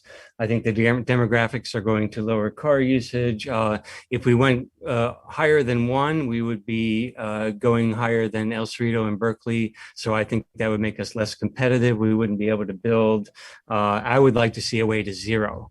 I would like to see developers come in and do 0 parking if they wanted to, perhaps with the mitigation of having to pay into or to establish the neighborhood parking permit program. Absolutely, we don't want these cars to overflow into the neighborhood. So we do have to prevent that, but I think we can. And I think bundled parking is the way, unbundled parking is the way to go. This is also the trend. Compact spaces, that seems like an idea to pursue, to look into. I think the staff was suggesting the monthly passes. So I think that's a fixed price for the transit passes. So maybe that would make it doable. And for the developer providing those. And let's see, I think that the parking permit programs are well established in many cities, and the kinks have been worked out. So sure, let's get all the information about that, but I don't think that that's a new unknown type of program to implement. And finally, I would say maximize the bike parking in any development. I'd say we would have failed if the bike parking is all full and the car parking isn't. That would be a huge failure in a situation like this. So we need to make sure whatever is in place causes the developer to produce adequate and more than adequate bike parking so that people don't run across the issue where they don't feel like they can have a bike because there's not enough space or it's not secure, and then they choose something else like a car, which we prefer they not choose. And I think that wraps up my comments. Anything else from the commissioners? Okay, thanks everyone for their patience. There is a lot to talk about here, and I'm sorry we're going so long, but I don't know how else we can do this. Could I ask for a time check? I mean, a 3-hour meeting is pretty hard for me. Okay. How can we proceed here? Well, we can proceed by continuing on or continuing to the next meeting or calling a special meeting. I was prepared to continue on. What if we took a break and continued on, see if we could continue on? We do want to take public, the second public comment. What's your next topic? The next topic is the big one. Okay. Yeah. Okay. Okay. Let's see how much of that we can get through. Take the public comment first. But does anyone, it has been 3 hours. Does anyone need a 5-minute break? Keep going. Okay. All right. I hear no. All right. We'll keep going. So yeah, so that covers items 1 through 3. Thanks. I think that was a good discussion. It was important to make sure that staff had our feedback on that. The next item is the big one, the local density bonus program, and all that around that. So why don't we go ahead then to go to public comment on that one. So please raise your virtual hand if you'd like to speak to the local density bonus program and all the other matters about that. And you can go ahead and start letting the public in. So we Mr. Chair, 2 minutes again? 2 minutes, yes.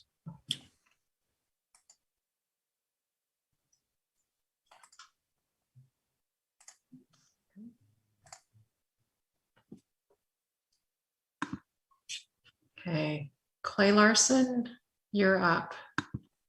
I think we should put a timer on the commissioners. Let me speak quickly about the local density bonus program. I have general concerns about the changes in development standards that we need to implement to, quoting you guys, fulfill the general plan's real policy objectives. But the good news is they're all loaded right now into the local density bonus program. I don't think anybody's going to follow, any developer is going to use the local density bonus. When I look at the incentives, they seem to be roughly equivalent to the state density bonus laws. The fact that I believe, although the consultant has not discussed this at all, remarkably, that the fact that we're apparently applying the required below market rate percentage to the final unit count. A state density bonus law applies that to the initial bonus.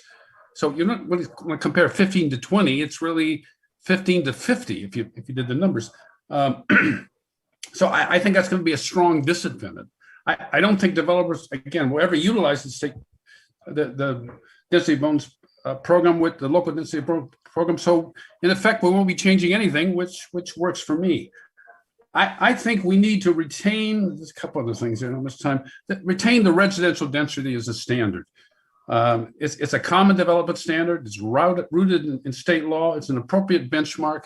It lets we see what the development is. For instance, the residential density in the prototypical development, 10,000 square foot development is 180 units per acre. So about 300% more than the base density. And it's good to know that. And if you obscurate everything by just hiding it, it won't be it won't be meaningful. Well, that's time's up. Next speaker, please. And the next speaker is Nick Peterson. Yeah, hi, Nick Peterson again, just speaking as a resident. So I like the idea of a local bonus, but per what the just previous speaker said, it seems too similar to the state. And if the state is more attractive, we're never going to get it. So I'm not quite sure how to do this because then I want to encourage other things, which is maybe we allow them to go even more dense than the state would. But what I want is that they have to acquire more below market, which 20% would be great if it was 25, but then be able to pencil it out by having a higher density. And then the consultant was showing these two options or these two suite of items that they can do, big reaches and small reaches. And frankly speaking, here, as someone interested in climate adaptation, the Climate Action and Adaptation Plan, I think those were too easy a giveaway. First of all, in the smaller one, building electrification, well, usually they're going to do that anyway because it's now becoming much more of a standard, and it's probably cheaper if they don't have to put in the big gas service. So I think they should, on the number 2 one, have to pick 4.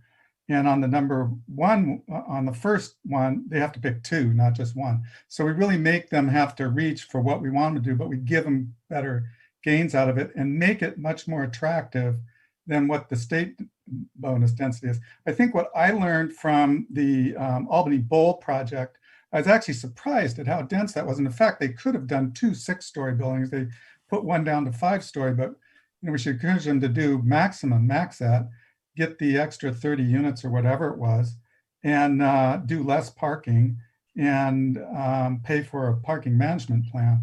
And that's actually kind of what we want. So if the state plan does it, our plan should do even more and do more along climate action. Thank you. Thank you. Next speaker, please. Okay, the next speaker is Brian Martin.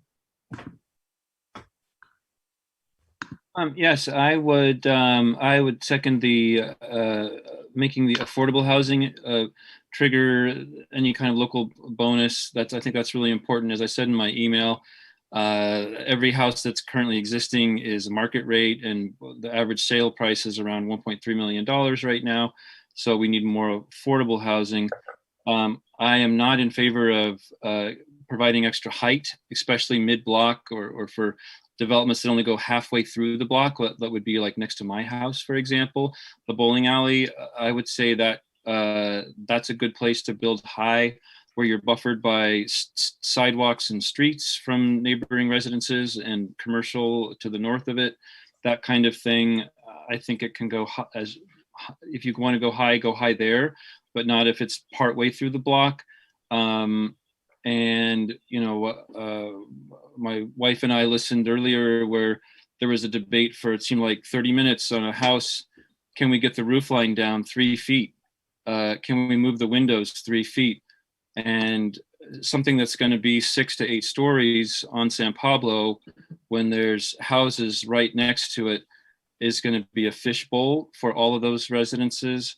And it's going to block out every possible view of everything. You know, it's going to be quite a bit different, but an extreme version of that. Thank you. Thank you. Next speaker. Okay, the next speaker is Ed Fields. Good evening. I want to second Brian Martin's comments for starters.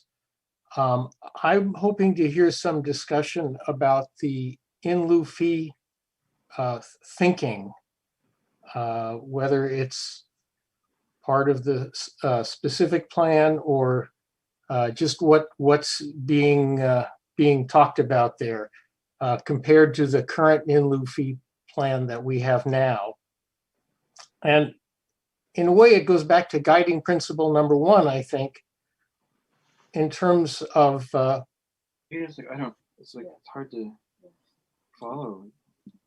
I'm sorry. In any event, it goes back to guiding principle number 1, where we talk about the range of levels and housing types, and whether that's just for rental or it also applies to ownership. So that's kind of the question that I have there.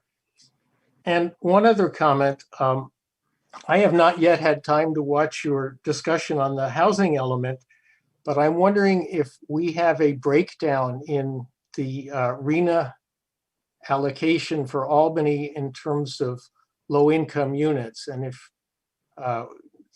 we know that, if staff could share that and kind of keep that in mind. And I think that goes back to some of the questions or some of the issues that have been talked about just now. Thank you. Thank you. I believe that's all the speakers. Okay. Yes, I don't see any additional raised hands. All right. Thank you. All right. Let's open it up to commissioners. What have you got?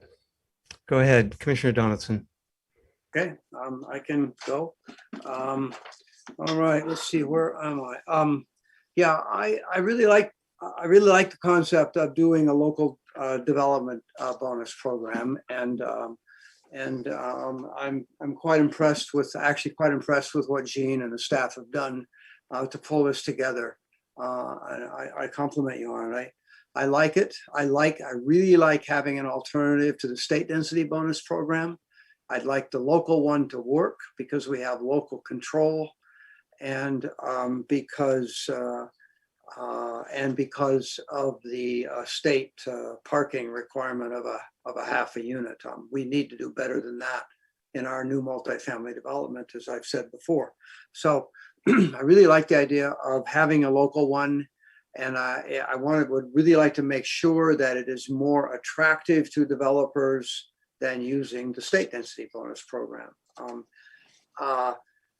Clay Larson has talked about how it may not be. We need to be very careful about that. We need to make sure it is more attractive. I think it is because of the greater FAR, I think the private developers will get a lot more units under our program than they would under the state density bonus program.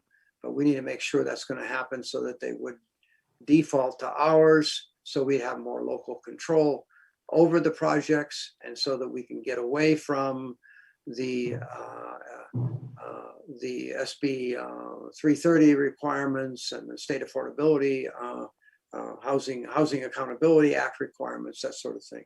So I'm very impressed that staff came up with this idea, and I really like it.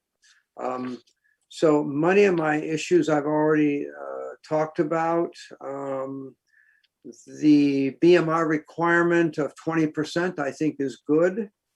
And with the benefits list, one person just a few minutes ago commented, Mr. Peterson, I think, that maybe we should have more than 2 on list B. I agree with that. But we need to be careful here. We want to work something out. I think we should look at them real closely. Which ones are going to be the most popular, and how are they going to be utilized? Will we ever be able to get 3+ bedroom units in some of these projects? Will any developer go for that? It would be good if they would, but I bet that amenity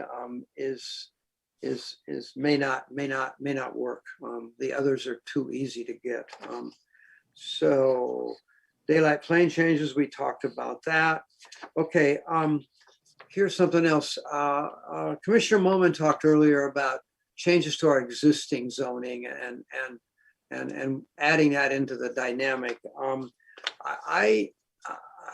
My one comment on that, and the thought I had is, what would happen if we raised our height limit under existing zoning from 38? It's just too low. Historically, it came from one city council member who just didn't like the 42-foot project on San Pablo. It should go up. It was higher before we did the last zoning ordinance. I think it was 45. I would say, what if we raise it to 45 or to 50? What might we get, and how might that change the dynamic? And it might encourage the development of some parcels that wouldn't use the state density bonus program and might not use our program as well. It might fill in some of those parcels if we had a higher height limit. And we get some units. They wouldn't necessarily be affordable. They wouldn't be affordable, but we get some more units. So I just think that's another idea that I had when we came through with that, when I was looking at this. Parking, the open space reduction to 100 square feet. I reluctantly support that. I really think it's not enough. I think that a housing unit should have 200. I like our current zoning standard, but given the RENA pressure we're under, I support the reduction.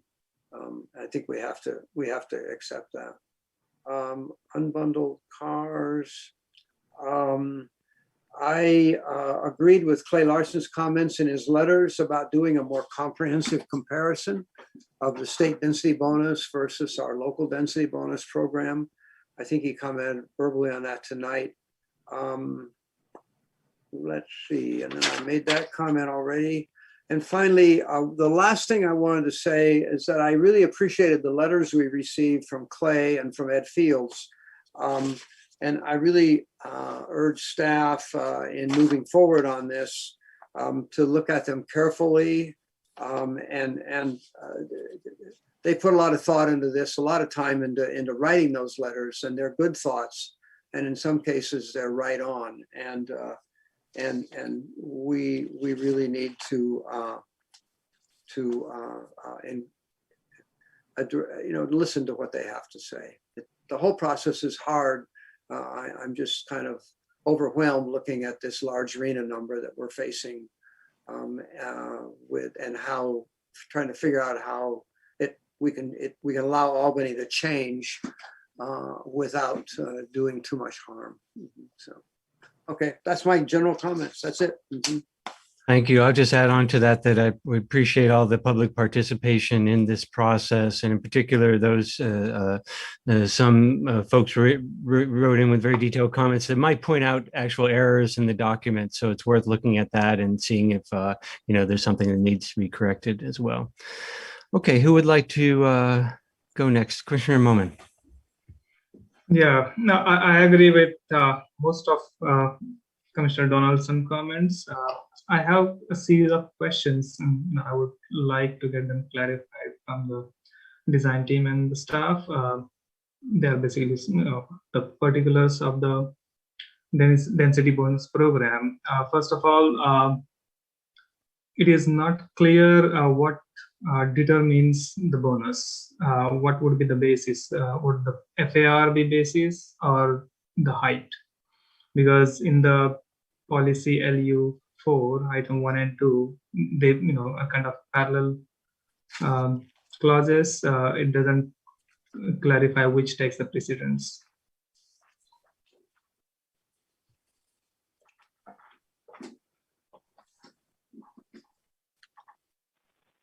Let me try to bring it up, but to clarify, the idea is different than state law in that there's no percentage increase proposed. So in that way, a project that meets the eligibility criteria provides that 20% BMR housing. It provides a pedestrian connection mid-block, qualifies for the program, and could do up to 68 feet. And so there's no percentage requirement. There's no 100% bonus, if I'm understanding your question. But the FAR would be maximum 3.5 or 4.5. That would be the main determinants, right? Okay, so there are two tiers that we're thinking about if we pursue this idea of a node, or if we pursue the idea that a project that spans the SPC zone that goes from Keynes to San Pablo or Adams to San Pablo, if we're talking about potentially rezoning, that could be one of these sites, that those zones could go up to 85 feet or 4.5 FAR. And last year when we did the modeling that Commissioner McLeod was referring to, that's when we started to work out some of these ideas about FAR. So just to be clear, so the height limit proposed is up to 68 feet or 85 feet in that northern node or where the SPC zone goes through. FAR increasing from 2.25 to 3.5. As Commissioner Momin indicated earlier, the 2.25 is the mixed use FAR. And so that includes a maximum commercial component and a maximum residential component. Made that determination here about whether there's a maximum residential or commercial component in the 3.5 FAR, but let's just say mixed use 3.5 or 4.5 in the node areas. Okay, yeah, that was my next question actually. So in order to get myself more clear, would it be possible for a project that would go up to 68 feet high, but it may not consume all the bonus FAR, or would we allow like some project which is up to 68 feet or 85 feet, but they have consumed all their FAR, would we allow them additional FAR if they are not reaching that height? So that was my basic question. Like, what is the driving element, FAR or height? We have not considered that condition, except to say that we've sort of put out there in LU4 that there would be additional modifications. So with the Planning Commission's discretion, the Commission could approve modifications to the development standards described in LU4, meaning height, FAR, or other standards and parking requirements with the making of findings to be determined. So let's say it's a 3.8 FAR, it's within the height limit, it's well designed, it makes sense with the transitions to the neighborhood, with the making of those to be determined findings, potentially the commission could approve an exception to that FAR limit. I'm just putting that out there as an idea of how this could. Okay. Would it be useful to just rely on FAR and say if they comply with local density bonus, their FAR would be increased from 2.25 to 3.5 or 4.5? Would that simplify things? Then it doesn't then matter whether they can fit that FAR within the height limit or not. Mm-hmm. Yeah, so they're just maxing out the FAR. Because I don't mean to suggest just that like density a bonus project could do. Sorry, go ahead, please. Right, I don't mean to suggest that the project could do 5.0 FAR. It's not like that, but maybe there is a little wiggle room, at the margins. That's what here. Okay. And then my next question is about how the bonus would be calculated. You mentioned that the 2.25 is for mixed use, but then there would be some parcels we are considering not allowing commercial or retail on those parcels. And so would those parcels be allowed to develop up to 2.25 FAR, all residential? And would their density bonus be based on that? And would their inclusionary housing be based on that? So with respect to the FAR breakdown, we haven't considered that yet. We're open to the commission's feedback. As Commissioner Momin mentioned earlier, right now the residential FAR is limited to 1.3 and the commercial component to 0.95. So if we have, let's say we have a housing opportunity site and we're going to say the upper stories cannot be commercial, they have to be residential. It's possible that the ground floor FAR is limited to 0.5. Right, yeah. And then the residential is the remainder, or maybe the residential, if it's fully residential, it's 3.5. Right, so we basically need to decide that even for the base condition. I think so. We would potentially want to make that determination. And so that would be some kind of rezoning then. Either the base zoning, that's a good point. That's a good point. Yeah. We'll have to consider that. Yeah. Or, because currently it is not interchangeable. There is max on both the land uses. And so either we allow, all residential building to use up all FAR, or even in cases where retail is allowed, we should make it interchangeable. So if they use, because it is clear that it is not possible for a mixed use project to use one FAR for commercial or retail use development. And so it is considering parking requirement and all other residential, non-residential requirement that is related to residential development, like utilities and entrances and lobbies and all that. The space that would be left for retail would be much less than 0.95 FAR. It would be like 0.2 or 0.25 FAR. So we should, I think, allow the remaining FAR to be developed as residential development, and that would then increase our housing as a base condition. And then when the 20% inclusionary zoning is applied, or even 15% per state density bonus, that would increase our share of our affordable housing.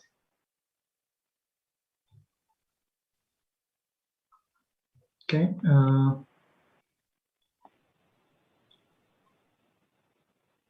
Anything else?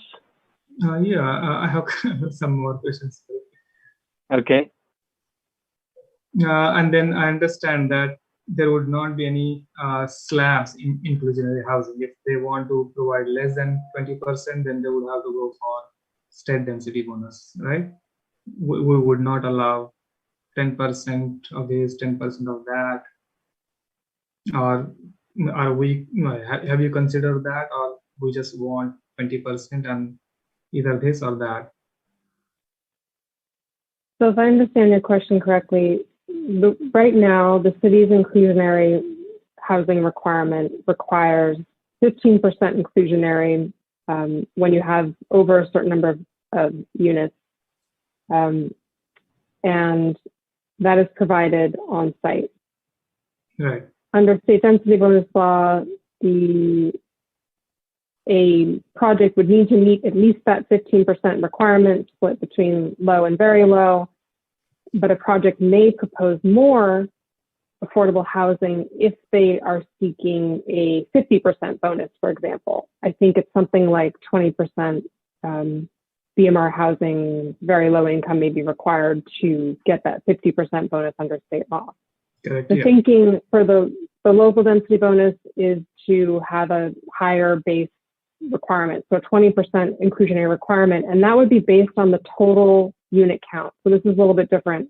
It's not based on, whereas the inclusionary requirement and the state density bonus law are calculated on the base amount. Here we're talking about the total project, and so that's why we end up with in this table 2 with a lot more BMR units under the local ordinance idea. Okay. And also, related to that, since we have height limit up to 68 feet, that means that buildings would be type 3 or 1, most probably, because they would not build like, type 5 or 4 stories of type 5 over 2 stories of concrete. That might be more costly. And so if someone wants to build a 55 feet high tall building with type 5 construction, then they have option to go to state density bonus. Is that right? To go higher than, so we did select the 85-foot height limit in the, if we go with this northern node or SPC zone, because that's what we saw as the limit of the wood construction. Yeah, but that's type 3. But if some developer may work out their financial and they realize that it might be too expensive for them, and so they might limit their project up to 55 feet of height. And in that case, going with local density bonus might not be profitable for them. So because the bonus that they would get would not be utilized until unless they go higher. And if they want to go higher, it might be costly. So what I'm kind of getting myself clear about is that there is an option in state density bonus, so they can go with state density bonus if they want to build lower. That's right. So typically with state density bonus law, we might see a project, the city's seen a couple recently. I know the commission's reviewed the Albany Bowl project. That project is currently, the proposal that reviewed was 68 feet. That was fairly high for a state density bonus project on this corridor, and I think it happens because of the easement on that project that has a road going through, and so the buildings end up being taller. Most projects would, if they got a 35% bonus, the city's current 38-foot height limit is generally generating a 3-story building. A state density bonus project at 35% might be 4 stories, 4.5 stories, sort of a partial 5th story. A 50% density bonus project, so if someone were to do 20%, they potentially could get a 6-story building. But more typically, yes, you're right. I think we'd see a 4 or 5-story building under state law. Okay. Okay. And then I'm curious. You have mentioned 30 dwelling units per acre as a minimum density. I find it a bit too low, because if the base zoning allows 63 dwelling units per acre as is, I don't think anyone would go for local density bonus and still build 30 dwelling units per acre. And so should there be a higher minimum density for the project that go for local density bonus program? At least higher than 63 dwelling units per acre that is allowed by the base zoning. Sorry, can you clarify if you're referring to raising the minimum residential density or setting a maximum residential density? Raising the minimum, because the base zone itself allows maximum 63. And so what I'm wondering is that, some developer who is, going through all the procedures of local density bonus and, giving the benefits and, adding 20% inclusionary would not build at, 30 dwelling units per acre density. It Okay. would, yeah. And so, I don't see any reason why it is that low. If in case we want to keep a minimum, it should be much higher than the base maximum density, or at least higher than base maximum.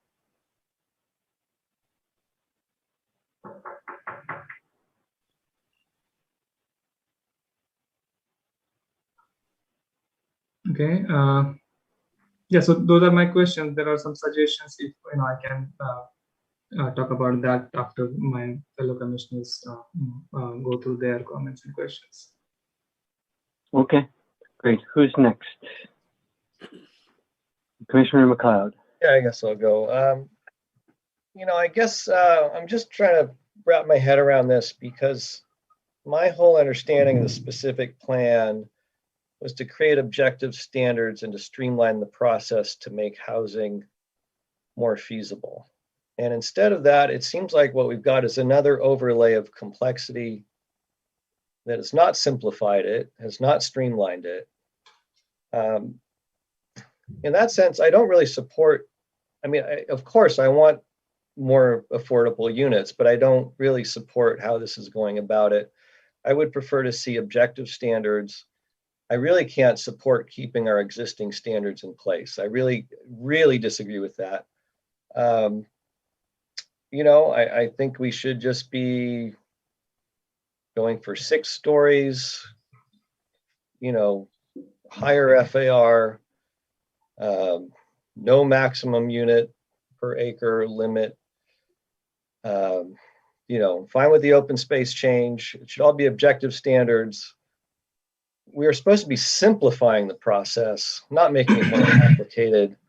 That's kind of the mandate that we've had for creating housing here. So I don't quite get this whole secondary layer. It's not even all, is it, when is it not a specific plan anymore? And it's just a local, it's kind of a local density bonus program.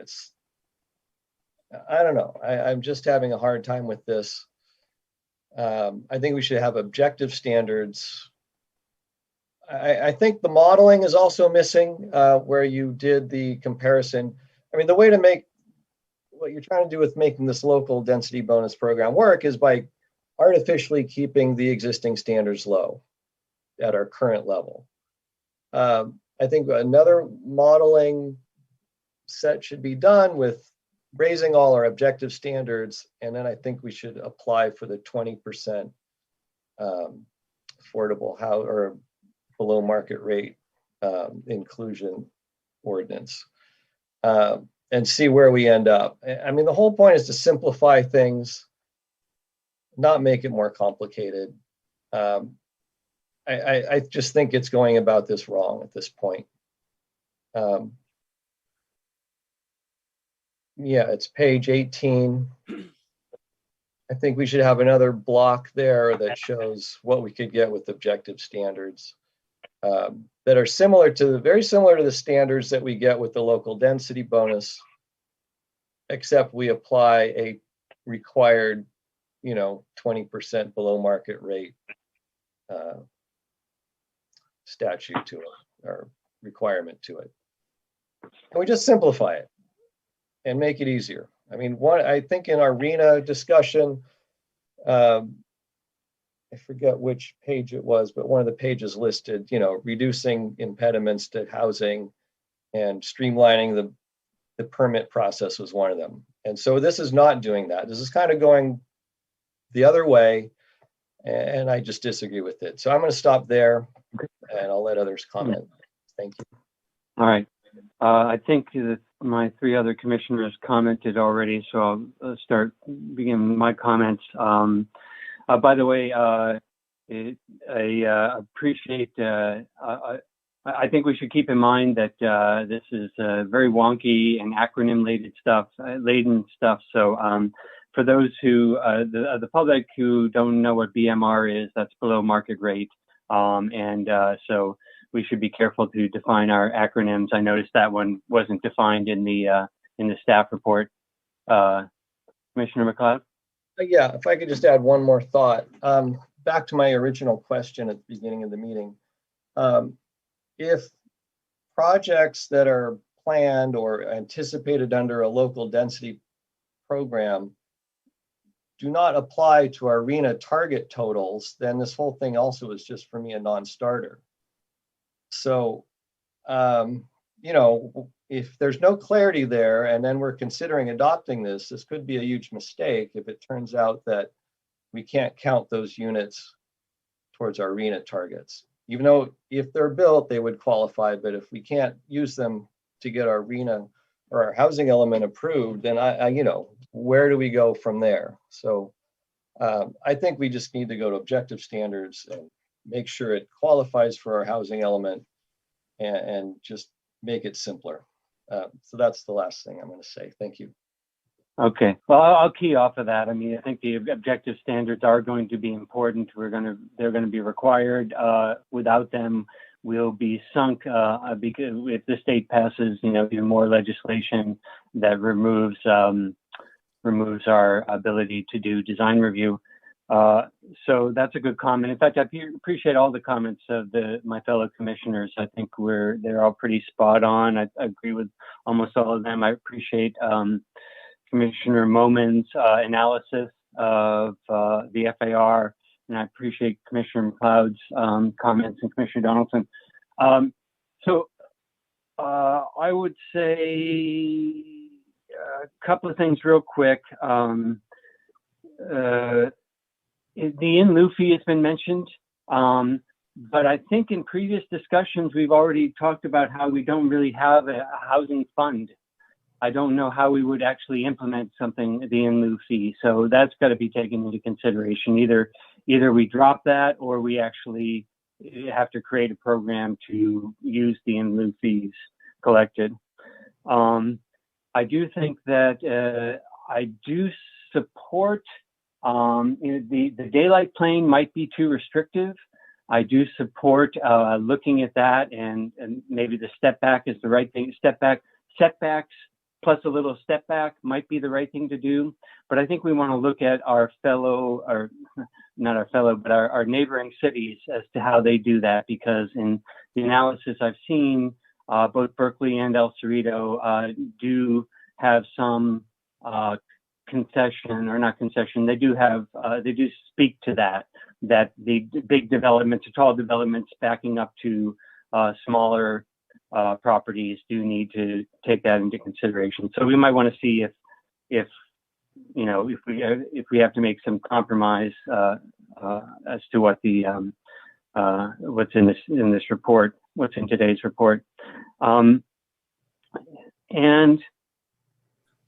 I appreciate the idea that this is a little bit more complicated. I went back to a document from last year in May from the consultant that talks about our neighboring cities, and we are already behind. Currently, we have the lowest height limits. We are the only city, comparing El Cerrito and Berkeley, they don't have any density requirements. They don't have any FAR requirements. So that already, and our height is lower. And we require 200 square feet of open space per unit. And even 100 square feet is higher than Berkeley and El Cerrito. Berkeley's at 40, El Cerrito's at 80.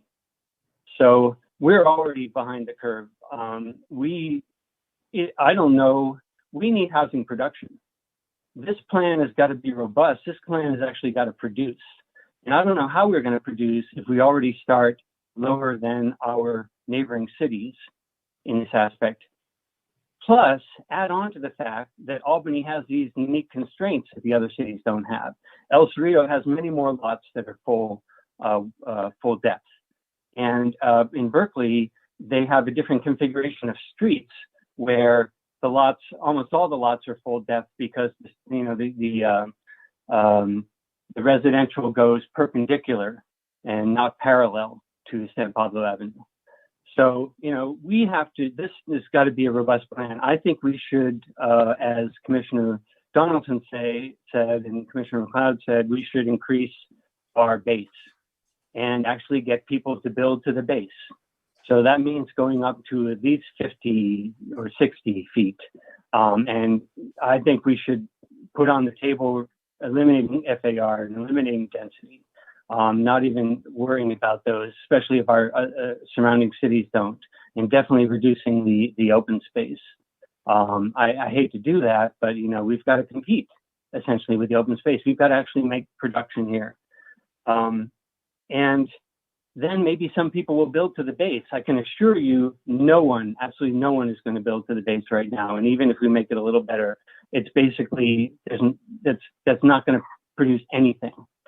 So then people have to either choose the, you know, if we do this local density bonus, then developers will be choosing either the state or the local.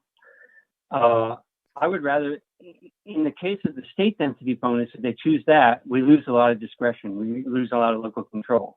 And what I'm hearing is, well, we would like to keep as much local control as possible. So that means let's make the base attractive enough so people will build to the base and we can have local control with the base. Or we need to make, as people have said, the local density bonus much better. It's still not nearly enough better than the state density bonus, as people have already been pointing out. So I think we need to go much far. If we're going to have that, we need to go much farther in that area. So that's where I'm at. I can't, like Commissioner McLeod, stick with the base at current heights. It makes us, frankly, it makes us look parochial. Makes us look even ridiculous. You know, Berkeley's going to redo their San Pablo Avenue specific plan. They're going to do one, and you can bet they're going to raise height limits. And so we're already behind. We've got to jump ahead. And finally, I'm going to insist that we do economic analysis. We've got to also see if, you know, our assumptions will actually pencil out for the developers and that they actually will come and build with our assumptions. The worst case scenario is that we do the specific plan and El Cerrito and Berkeley are still more attracted to developers and we get no development. So those are my comments. Back to the other commissioners.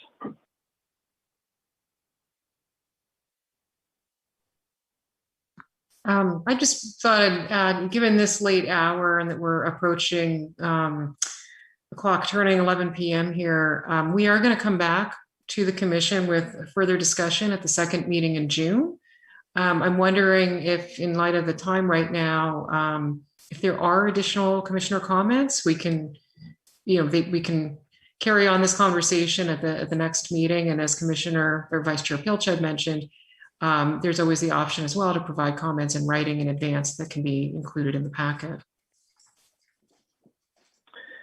Okay, how does that sound, fellow commissioners? Shall we leave it here and go to the next meeting? I don't want to wear anyone out. I'm quite happy to leave it here. I don't have much, if anything, more to say. So I think we did a good job, and it sure was long. Yeah, long, but a okay. good and important discussion. I think it was a very good discussion, and thank you also, and to all the public who showed up, and to your patience for going so late as well. All right, I think I hear consensus that we can leave it at this point.